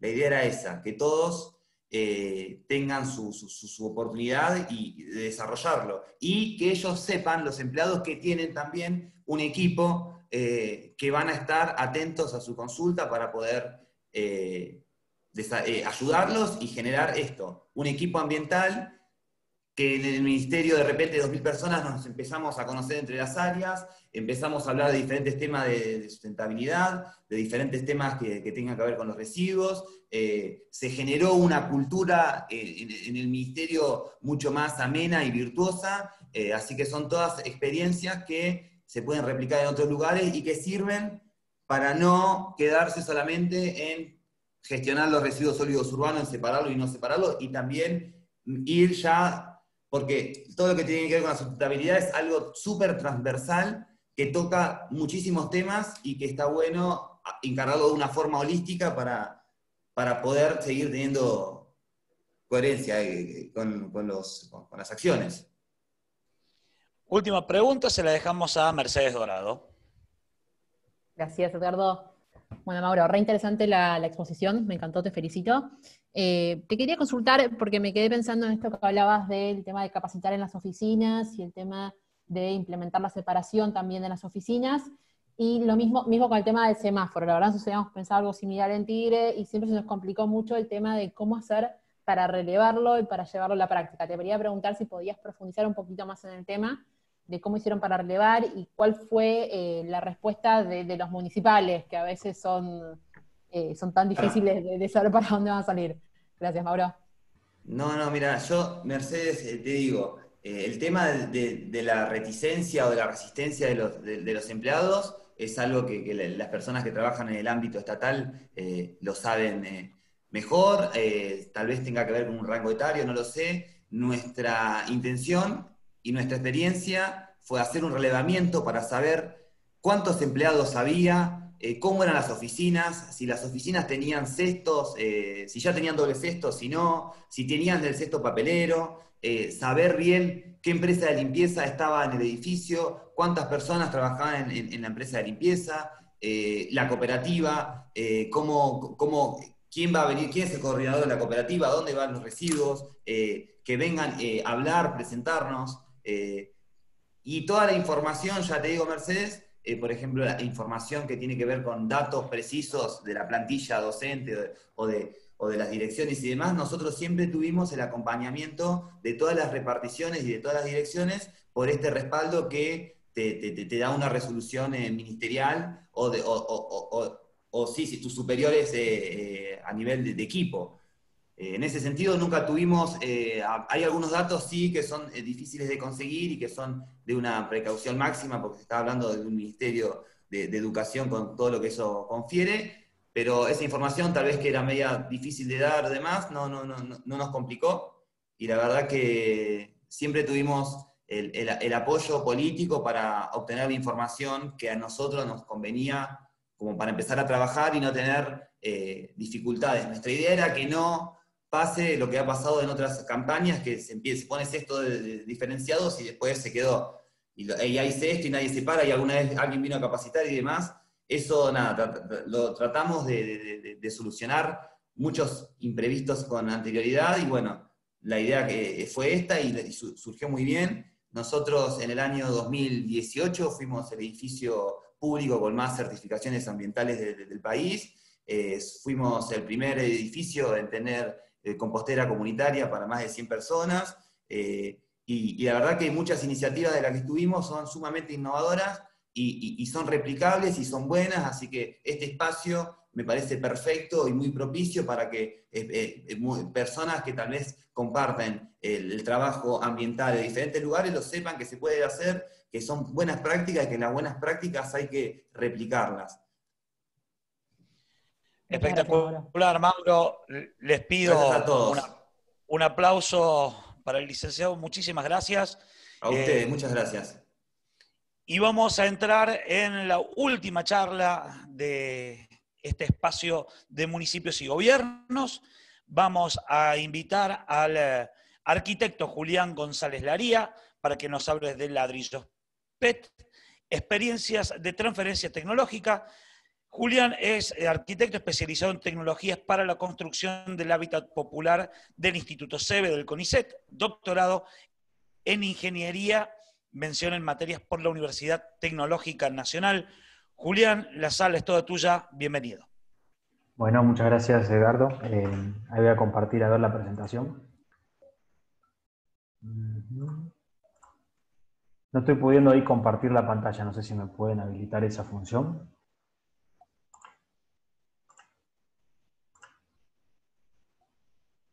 Me sale ahí un cartelito. Fíjate que ahora. dice...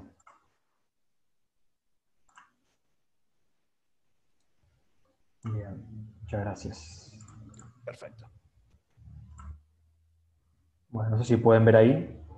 Muchas Perfecto. gracias a Edgardo, a toda la gente de este evento Reciclar que nos invitó. Yo traigo una experiencia similar a lo que ha estado presentando Ariel, desde el Centro Experimental de la Vivienda Económica, que trabajamos con desarrollo de tecnologías de gestión y de materiales para la vivienda popular, y en este caso desde el enfoque sustentable también, porque si el enfoque sustentable no es accesible a toda la gente, bueno, realmente el impacto que puede tener es menor, ¿no es cierto? Entonces nosotros tratamos de combinar las tecnologías sustentables que la gente que pueda acceder desde la visión de las tecnologías para la vivienda popular, ¿no?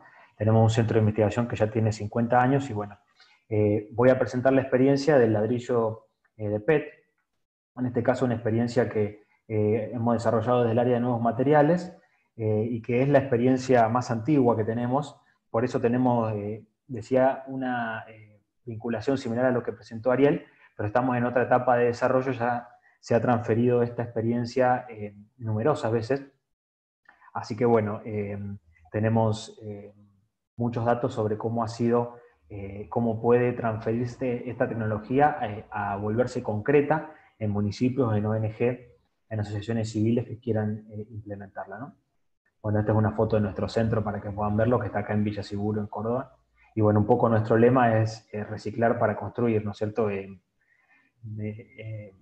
Siempre decimos que si el problema que es la basura lo transformamos en la solución a una necesidad, como es la vivienda, bueno, estamos vinculando dos aspectos que pueden tener una sinergia positiva mutua. En este caso, en el caso de esta casa, creo que todos la conocemos, vamos a ver bueno, que la perspectiva que tenemos nosotros se basa en aplicar una visión diferente sobre lo que son los residuos, ¿no? Ahí vemos que en una casa vamos a utilizar siempre en la construcción algunos materiales tradicionales, como son los ladrillos que tenemos ahí, algunos áridos naturales, el cemento, se ve que estaban terminando de revocar la casa de la familia ahí, pero en otro lugar vamos a tener materiales que nosotros creemos que pueden ser aplicables a la construcción.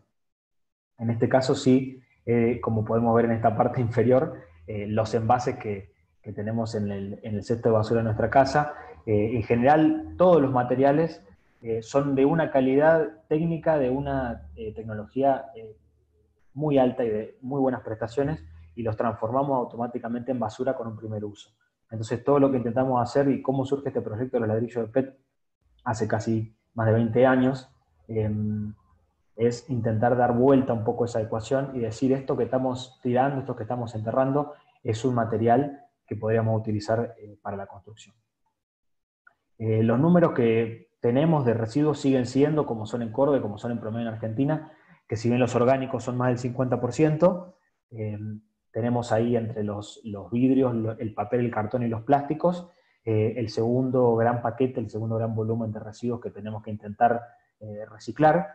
Como vemos, bueno, con esto le pegamos al componente que es un 14, un 15% en volumen de nuestros residuos, perdón, en peso de nuestros residuos, pero que representa casi un 20 o un 25 en volumen muchas veces, que son los plásticos y principalmente los envases de PET. Acá lo que vemos es que, como venía explicando hace poco el otro compañero en la charla anterior sobre el compostaje, si nosotros enfocamos la idea del reciclado hacia el compostado de los orgánicos y la resolución del reciclado de los plásticos, el papel y el cartón sabemos que pueden reciclarse muy fácilmente, estamos resolviendo casi el 80% de la cantidad de residuos que nosotros tenemos en los residuos sólidos urbanos de cualquier municipio.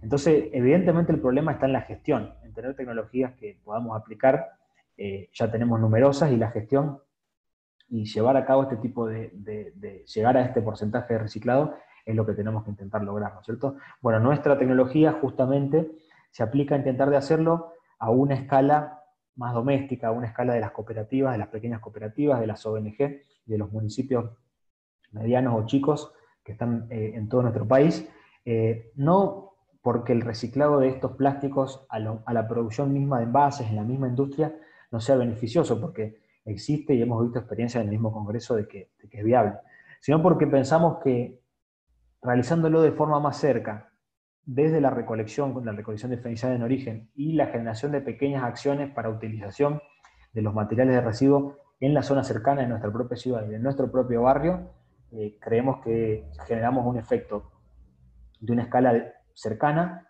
que a la larga tiene menos impacto en transporte, en otro tipo de cosas, y nosotros creemos que podemos ser en nuestra propia comunidad los protagonistas de una experiencia de reciclado y de beneficio del ambiente, ¿no? Bueno, estos porcentajes se sostienen en este kilo por persona por día, que la mayoría de los argentinos es la cantidad de basura que producimos, y si bien varía, como decía recién un compañero en Buenos Aires llega a ser 1,4 kg, en el litoral, por ejemplo, en Entre Ríos suele ser alrededor de 800 gramos, un poco menos, sigue siendo hoy en día el volumen que nosotros tenemos que manejar, que son 14 millones de toneladas, redondeando en números de 2017 a nivel nacional, anuales. Entonces, bueno, el reciclado es una cosa central con la que nosotros con tecnología podemos procesar y reintroducir en la construcción un volumen de materiales muy importante, ¿no? Y es la construcción justamente un espacio en el que podemos aplicar todos estos materiales. Ahí se me trabó. Si no, bueno, el destino es este tipo de enterramiento, ¿no es cierto? Es cierto que el enterramiento de relleno sanitario sigue siendo el que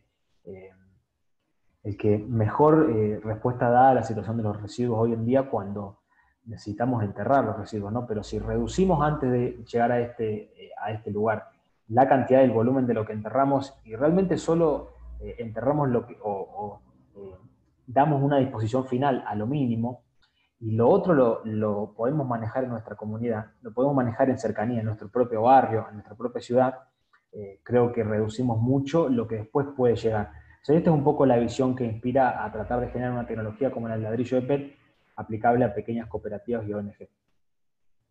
Entonces esta visión es la que nosotros intentamos que pueda ser impuesta, ¿no? Los componentes constructivos en base a materias primas de origen reciclado generan un círculo virtuoso y nosotros desarrollamos este proceso tecnológico, donde existen aspectos técnicos, aspectos ambientales de distintos puntos de vista, y bueno, el aspecto cultural es uno muy importante porque tiene que ver con la costumbre, pero reintroducir y generar una economía circular a partir de utilizar estos residuos que son un problema como la solución a una necesidad como es la vivienda. Entonces, bueno, esta botella de plástico puede pasar a ser otra cosa, ¿no? Nosotros en la tecnología del ladrillo de PET, que como decía ya tiene más de 20 años, utilizamos materias primas básicas que podemos encontrar en cualquier lugar. Y esto se basa en la utilización de un ligante sencillo, mineral como el cemento, el PET triturado con el pico y con la etiqueta de los envases, sin ninguna limpieza previa, y algunos aditivos minerales, que son materiales que se encuentran disponibles en todos los puntos del país, en cualquier lugar.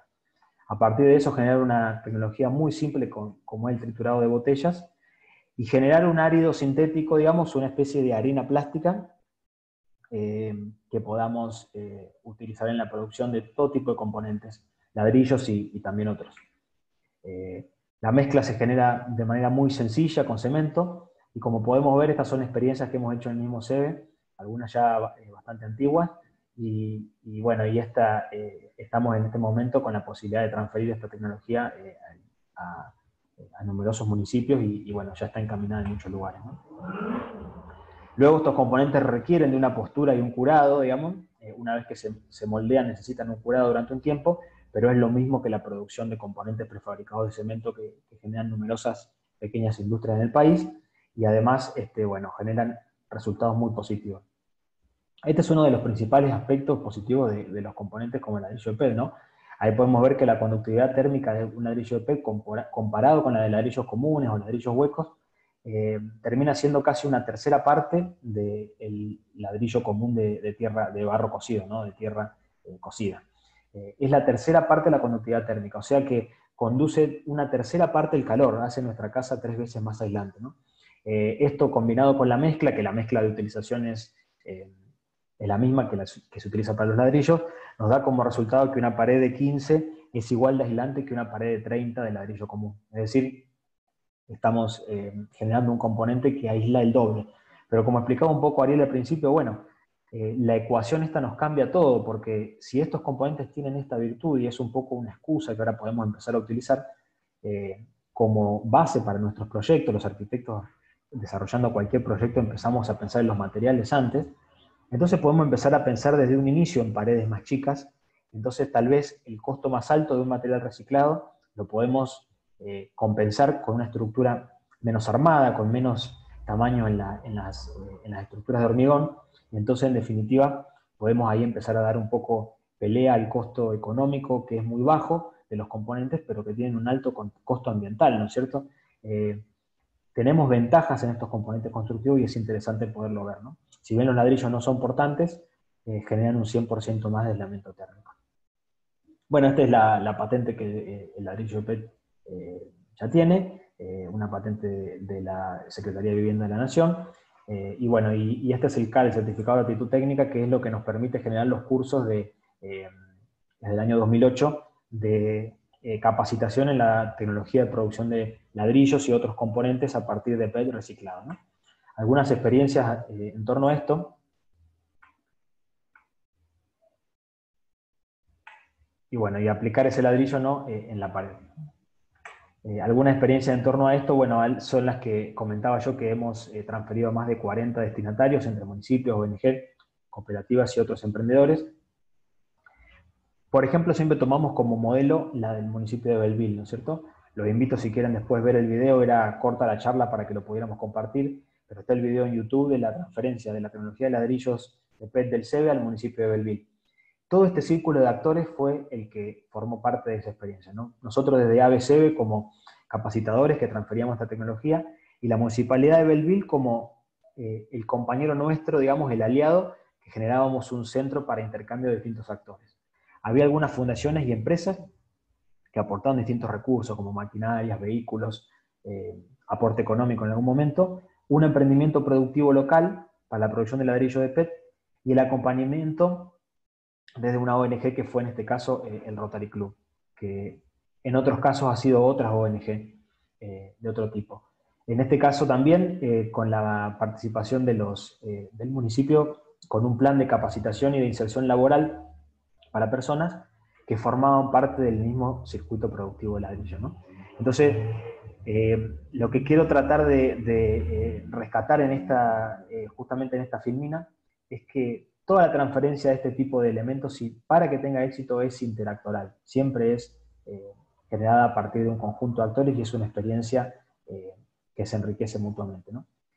Por otro lado, bueno, el gobierno provincial, que en algunos casos desde el Ministerio de Desarrollo, desde el Ministerio de Ambiente, genera la capacitación de la gente o el financiamiento de esta capacitación a partir de algún proyecto, ¿no?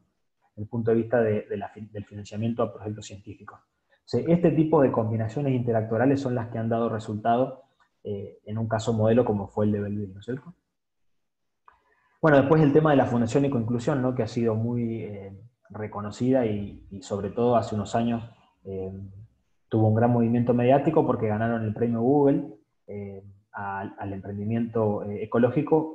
Fueron capacitadas en el SEBE y bueno, con el ladrillo de SEBE que ellos implementaron en la zona de Altagracia, terminaron ganando ese premio para poner para la puesta en marcha de ese circuito, ¿no es cierto? Ellos combinaron el municipio de Altagracia con toda su zona aledaña y otra vez, trabajando interactoralmente, generar una sola planta para poder producir componentes para toda esa región, ¿no?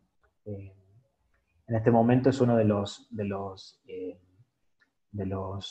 emprendimientos que más éxito ha tenido. Y después, una experiencia que fue también modelo, la del municipio de Junín en Mendoza, ¿no? Esa imagen que podemos ver a la izquierda, en la parte superior, es el centro de reciclado de ellos. Como verán, es un galpón realmente impecable. Tienen ya el material recibido por recolección diferenciada y paletizado y comprimido en la entrada. Generan la trituración del material en la misma planta, y nosotros los hemos capacitado a partir de 3 talleres para la producción de esos ladrillos que pueden verse en la imagen inferior derecha, ¿no?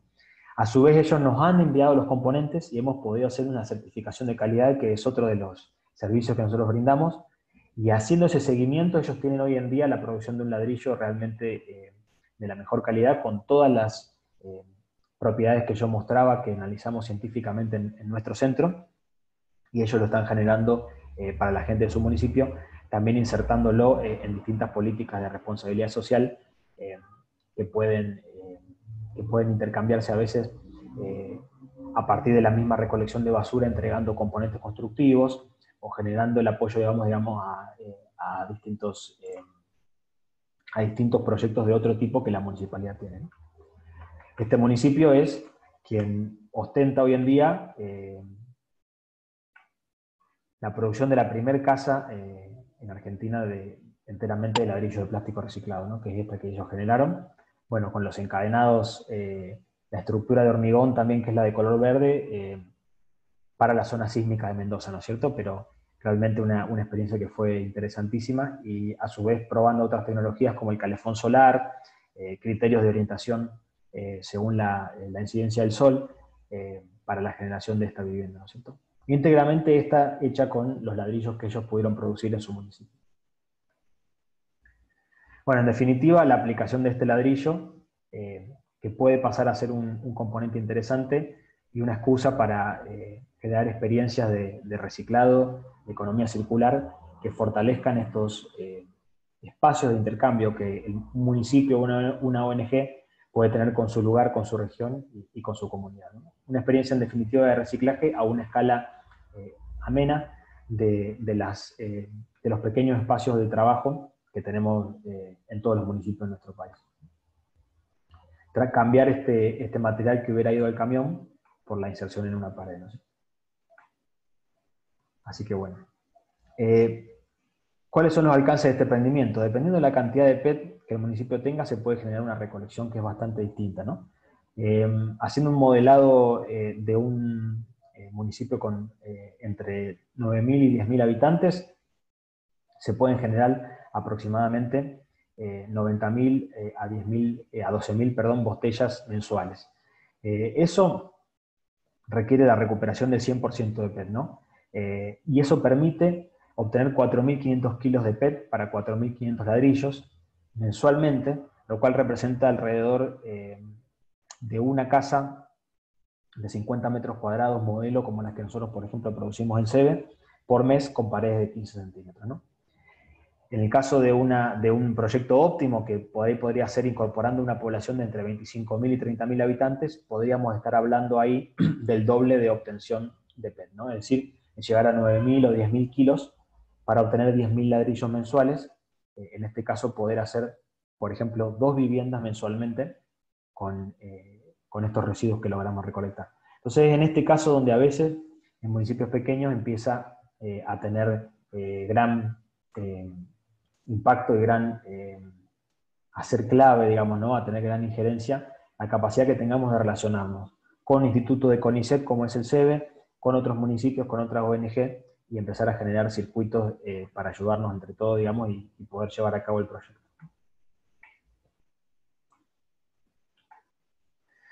Bueno, a su vez, si bien esta tecnología de transferencia se realizó a más de 40 destinatarios, no en todos los casos es a través de la misma herramienta, ¿no?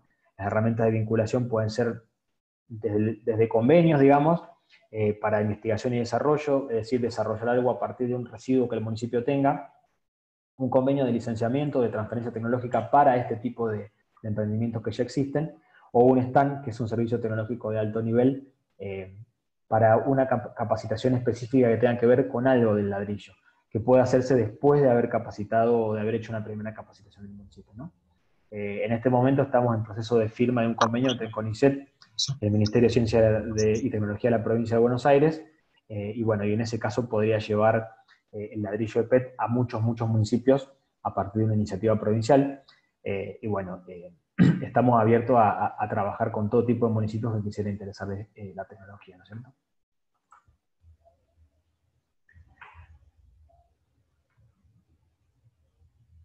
Bien, este es nuestro equipo de trabajo, así que yo soy Julián González Laria, que soy doctor en Ingeniería por esta Universidad Tecnológica Nacional de la Facultad de Córdoba, también soy arquitecto, y bueno, tenemos un equipo interdisciplinario con arquitectos, con ingenieros en otras áreas, con licenciados en química, doctores en química, diseñadores industriales, entonces podemos dar un enfoque integral y bueno, seguir en este tipo de emprendimientos para quien quisiera formar parte de estas experiencias que tratamos de hacer para bueno, fomentar el reciclado y la economía circular en nuestros municipios, en nuestras ciudades, en nuestras casas, y a distintas escalas, ¿no? Bueno, desde ya muchas gracias. Genial, Julián, espectacular. Habilitamos ya las preguntas para los que quieran sumarse. Recuerden levantar la manito por el chat y pueden hacer preguntas. Agustín, todo tuyo.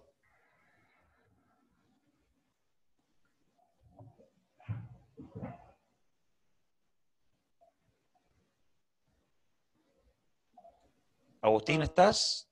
Ahí está. ¿Cuánto reduce el costo?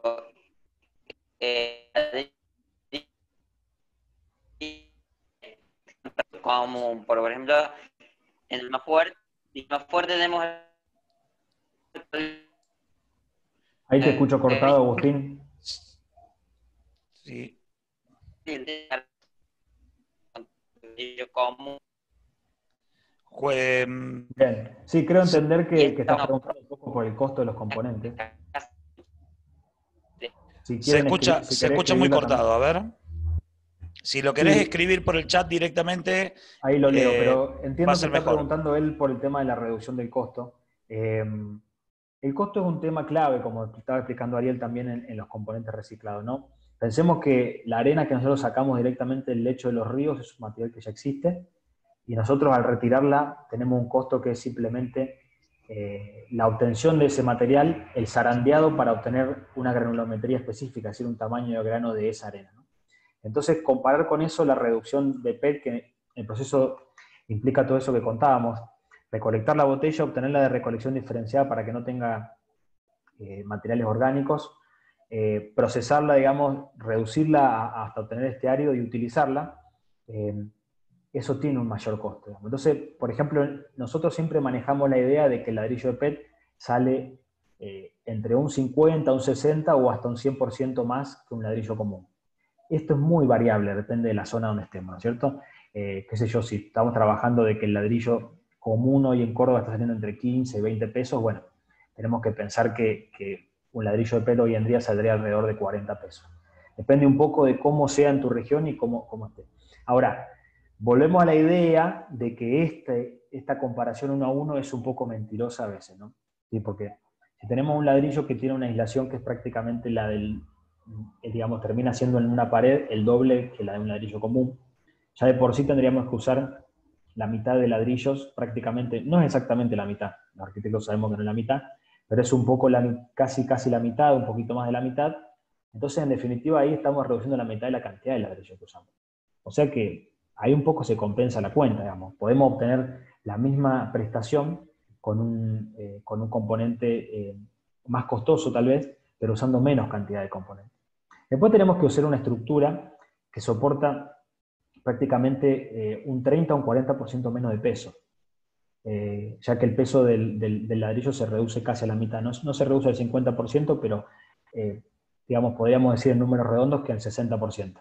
Entonces, todo eso impacta en la cantidad de armadura que la estructura de la vivienda o de la construcción va a tener. Entonces, en la cuenta global, podríamos decir que con un beneficio ambiental estamos utilizando un componente que prácticamente tiene un costo similar al de un componente del mercado. Es muy difícil hacer la comparación porque además sucede que el ladrillo en general se produce en condiciones de informalidad. Entonces, en cualquier campo tenemos producción de ladrillo a veces con familias que prácticamente cobran algo que no les alcanza ni para vivir, y el material se utiliza directamente de la tierra, se utiliza suelo fértil, y leña que se obtiene de desmonte para cocinarlo. Entonces, claro, es una producción que tiene un costo muy difícil de competir. Pero como decimos, el costo económico no es el único que tenemos en cuenta, es también el costo ambiental. Entonces, en una cuenta global, podemos hacer que un costo ambiental mucho más bajo, un costo de recuperación de residuos, tenga en costo económico esa tecnología casi a la par de la otra, ¿no? Es una pelea, digamos, que estamos dando, pero es importante tenerlo en cuenta en la cuenta global. Así que bueno, no sé si respondí un poco lo que vos preguntabas, Agustín, pero es más o menos eso. Gracias. De nada. Luciana. Sí, hola, buenas tardes. Buenas. Bueno, mi pregunta está relacionada porque actualmente en mi municipio estoy impulsando la iniciativa de ecobotellas. Las ecobotellas, además del envase PET, contienen otro tipo de plásticos. Actualmente generamos un convenio con personas en Rosario para enviarlas y transformarlas en madera plástica. Mi consulta es si acá en Córdoba, digamos, están haciendo el desarrollo a partir de estos plásticos a madera plástica, o únicamente contamos con este tipo de ladrillos que únicamente se utiliza PET. Gracias. Sí, bueno, gracias por la pregunta, Luciana. Me interesa mucho, bueno, Santa Fe es pionera en la empresa Rezagos Industriales, que es una empresa que tiene muchos años en el trabajo con residuos y ha generado tecnologías para reutilizar tetrabricks, botellas, así que me interesaría saber más cómo es la tecnología de esa madera plástica, pero nosotros tenemos otro proyecto que realiza el reciclado de residuos produciendo madera plástica. Nosotros hemos intentado desarrollar una tecnología para hacer perfiles, para hacer aberturas a partir de madera plástica, que es una cosa completamente distinta. Si lo comparamos, la madera plástica tiene más desarrollo tecnológico, es decir, requiere un impacto del valor agregado industrial mayor. El PET debe extruirse y entonces implica una maquinaria más compleja. Y además, una composición con otros plásticos. Es decir, el PET de por sí solo normalmente no puede utilizarse solo para generar la madera plástica. Pero, bueno, me gustaría conocer cómo es la experiencia que vos me estás contando. Entonces, un poco es una opción que no se compara con la del ladrillo PET, sino que simplemente dependiendo del contexto hay que tratar de elegir la que sea más pertinente. Por ejemplo, para una cooperativa sencilla en un municipio pequeño es mucho más fácil implementar el ladrillo PET. Ahora, como valor agregado, la madera plástica es probable que genere un valor agregado mayor. Me permitiría hacer otro tipo de cosas. Ahora, yo no sé si lo que yo quiero es, por ejemplo, utilizar el material de mi municipio para hacer mobiliario urbano, para construir una dependencia municipal, una escuela o lo que sea. Entonces, un poco los dos proyectos tienen impactos diferentes, surgen a partir de la concientización y el reciclado, la recolección diferenciada en origen, que eso no lo podemos negociar, pero la implementación es bien diferente. Entonces, está bueno hacer un estudio y pensar cómo quiero implementar mi residuo, cómo puedo hacerlo y qué es lo más fácil para mí. Es más fácil generar una relación con una cooperativa que pueda hacer ladrillos acá mismo en el municipio, por ejemplo, o tengo yo la necesidad de llevarlo a otro lugar donde se puedan producir maderas plásticas, porque tal vez por el volumen y por la facilidad, el ladrillo de PET puede ser una ventaja. Entonces, bueno, está interesante pensarlo desde ese punto de vista y tratar de ver qué proyecto se adecua más a mi necesidad. Muy bien, la última pregunta es de Iván Asinari. Dice, quería preguntar si han experimentado con otros plásticos u otros materiales y qué resultados han tenido. Sí, Iván, bueno, tenemos un montón de tecnología en base al reciclado de plásticos, como la que mostró Ariel, y si te fijas en la página del CEBE, que es cebe.org.ar, nosotros tenemos una tecnología insignia, que es esta del ladrillo de PET, estamos trabajando con los RAE. Para comentarte así muy sencillamente, tenemos una tecnología de reutilización de caucho y otros plásticos para generar tejas para un techo, que está María Paz acá en la charla, que ella es una de las desarrolladoras de esa tecnología, que es para generar tejas de goma para el techo que no se rompen con la piedra, con la helada, tienen numerosas ventajas técnicas. Y por otro lado tenemos el proyecto de madera plástica para generar con PET y otras maderas, otros plásticos, una madera plástica con la que puedan fabricarse aberturas. Así que esos son 4 proyectos centrales que tenemos en el CEDE. A partir de ahí pueden pensarse cosas con reciclado de todo tipo. Lo más importante para mí es que pensemos que de alguna manera podemos aplicar en la construcción los residuos que nosotros tenemos y de qué manera sería más conveniente y más eficiente. Siempre si utilizamos menos materiales naturales, menos áridos, menos cemento, y más podemos generar solo con los residuos, por ejemplo, vinculando 2 residuos para obtener un componente en lugar de agregarle cemento a los residuos. Si generamos un proyecto que sea con menos materias primas naturales y más a partir de residuos, siempre tenemos algo mejor y que se adecue a la necesidad que nosotros tenemos. Siempre pensando que sea un proyecto combinando distintos actores, porque por lo menos en la transferencia, en nuestra experiencia, es lo que mejor resultado da. Muy bien, Julián. Muchísimas gracias a Julián González Laría, también a la licenciada Mercedes Dorado, al licenciado Ariel Capelletti y al licenciado Mauro Robles. Han sido espectaculares las 4 charlas que hemos visto, que hemos disfrutado a través de esta sala de Zoom sobre municipios y gobernabilidad. Les agradecemos a todos la participación. Seguramente en algún momento con los chicos de Green Drinks vamos a poder pedirles a los disertantes sus filminas para poder compartirlas con algunos de los asistentes que nos estaban preguntando por eso. Así que muchísimas gracias a todos por haber estado en esta tarde de sábado acompañándonos junto a la gente de Green Drinks y todos los que han, a la gente de la Universidad Tecnológica de Córdoba y todos los que han organizado. Muchísimas gracias a todos. Muchas gracias, Ariadna, si querés, por favor, Julián. Gracias. Ariadna, ¿querés sumar algo? Sí, por ahí si querían poner las cámaras, así sacamos como una fotito. El mosaico, pongamos el mosaico. El mosaico, exactamente. Felicitaciones, exactamente. Muy bueno. Ahí está, ahí le saqué.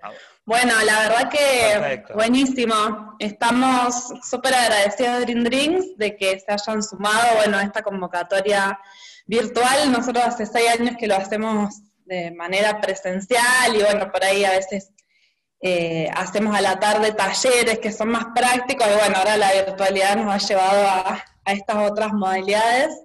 Así que bueno, agradecemos mucho las preguntas y bueno, siempre el interés de que se generen, digamos, estos espacios de redes. Yo creo que es súper necesario desde las experiencias que se están dando en distintos lugares. Así que bueno, gracias a los que participaron, a los disertantes, bueno, a Edgardo Ebar para sumarse en la moderación, ahí con las palmitas. Así que bueno, seguramente estos de la tarde van a estar siendo grabados y los vamos a subir seguramente al YouTube de Green Drinks Córdoba. Igualmente si quieren el material para compartirlo va a estar. Así que bueno, muchas gracias a todos y a todas por su participación esta tarde. Muchas gracias por la invitación, que terminen bien el sábado. Muchas gracias. Muchas gracias, nos vemos. El sábado, chicos. Gracias. Chao. Chao, chao.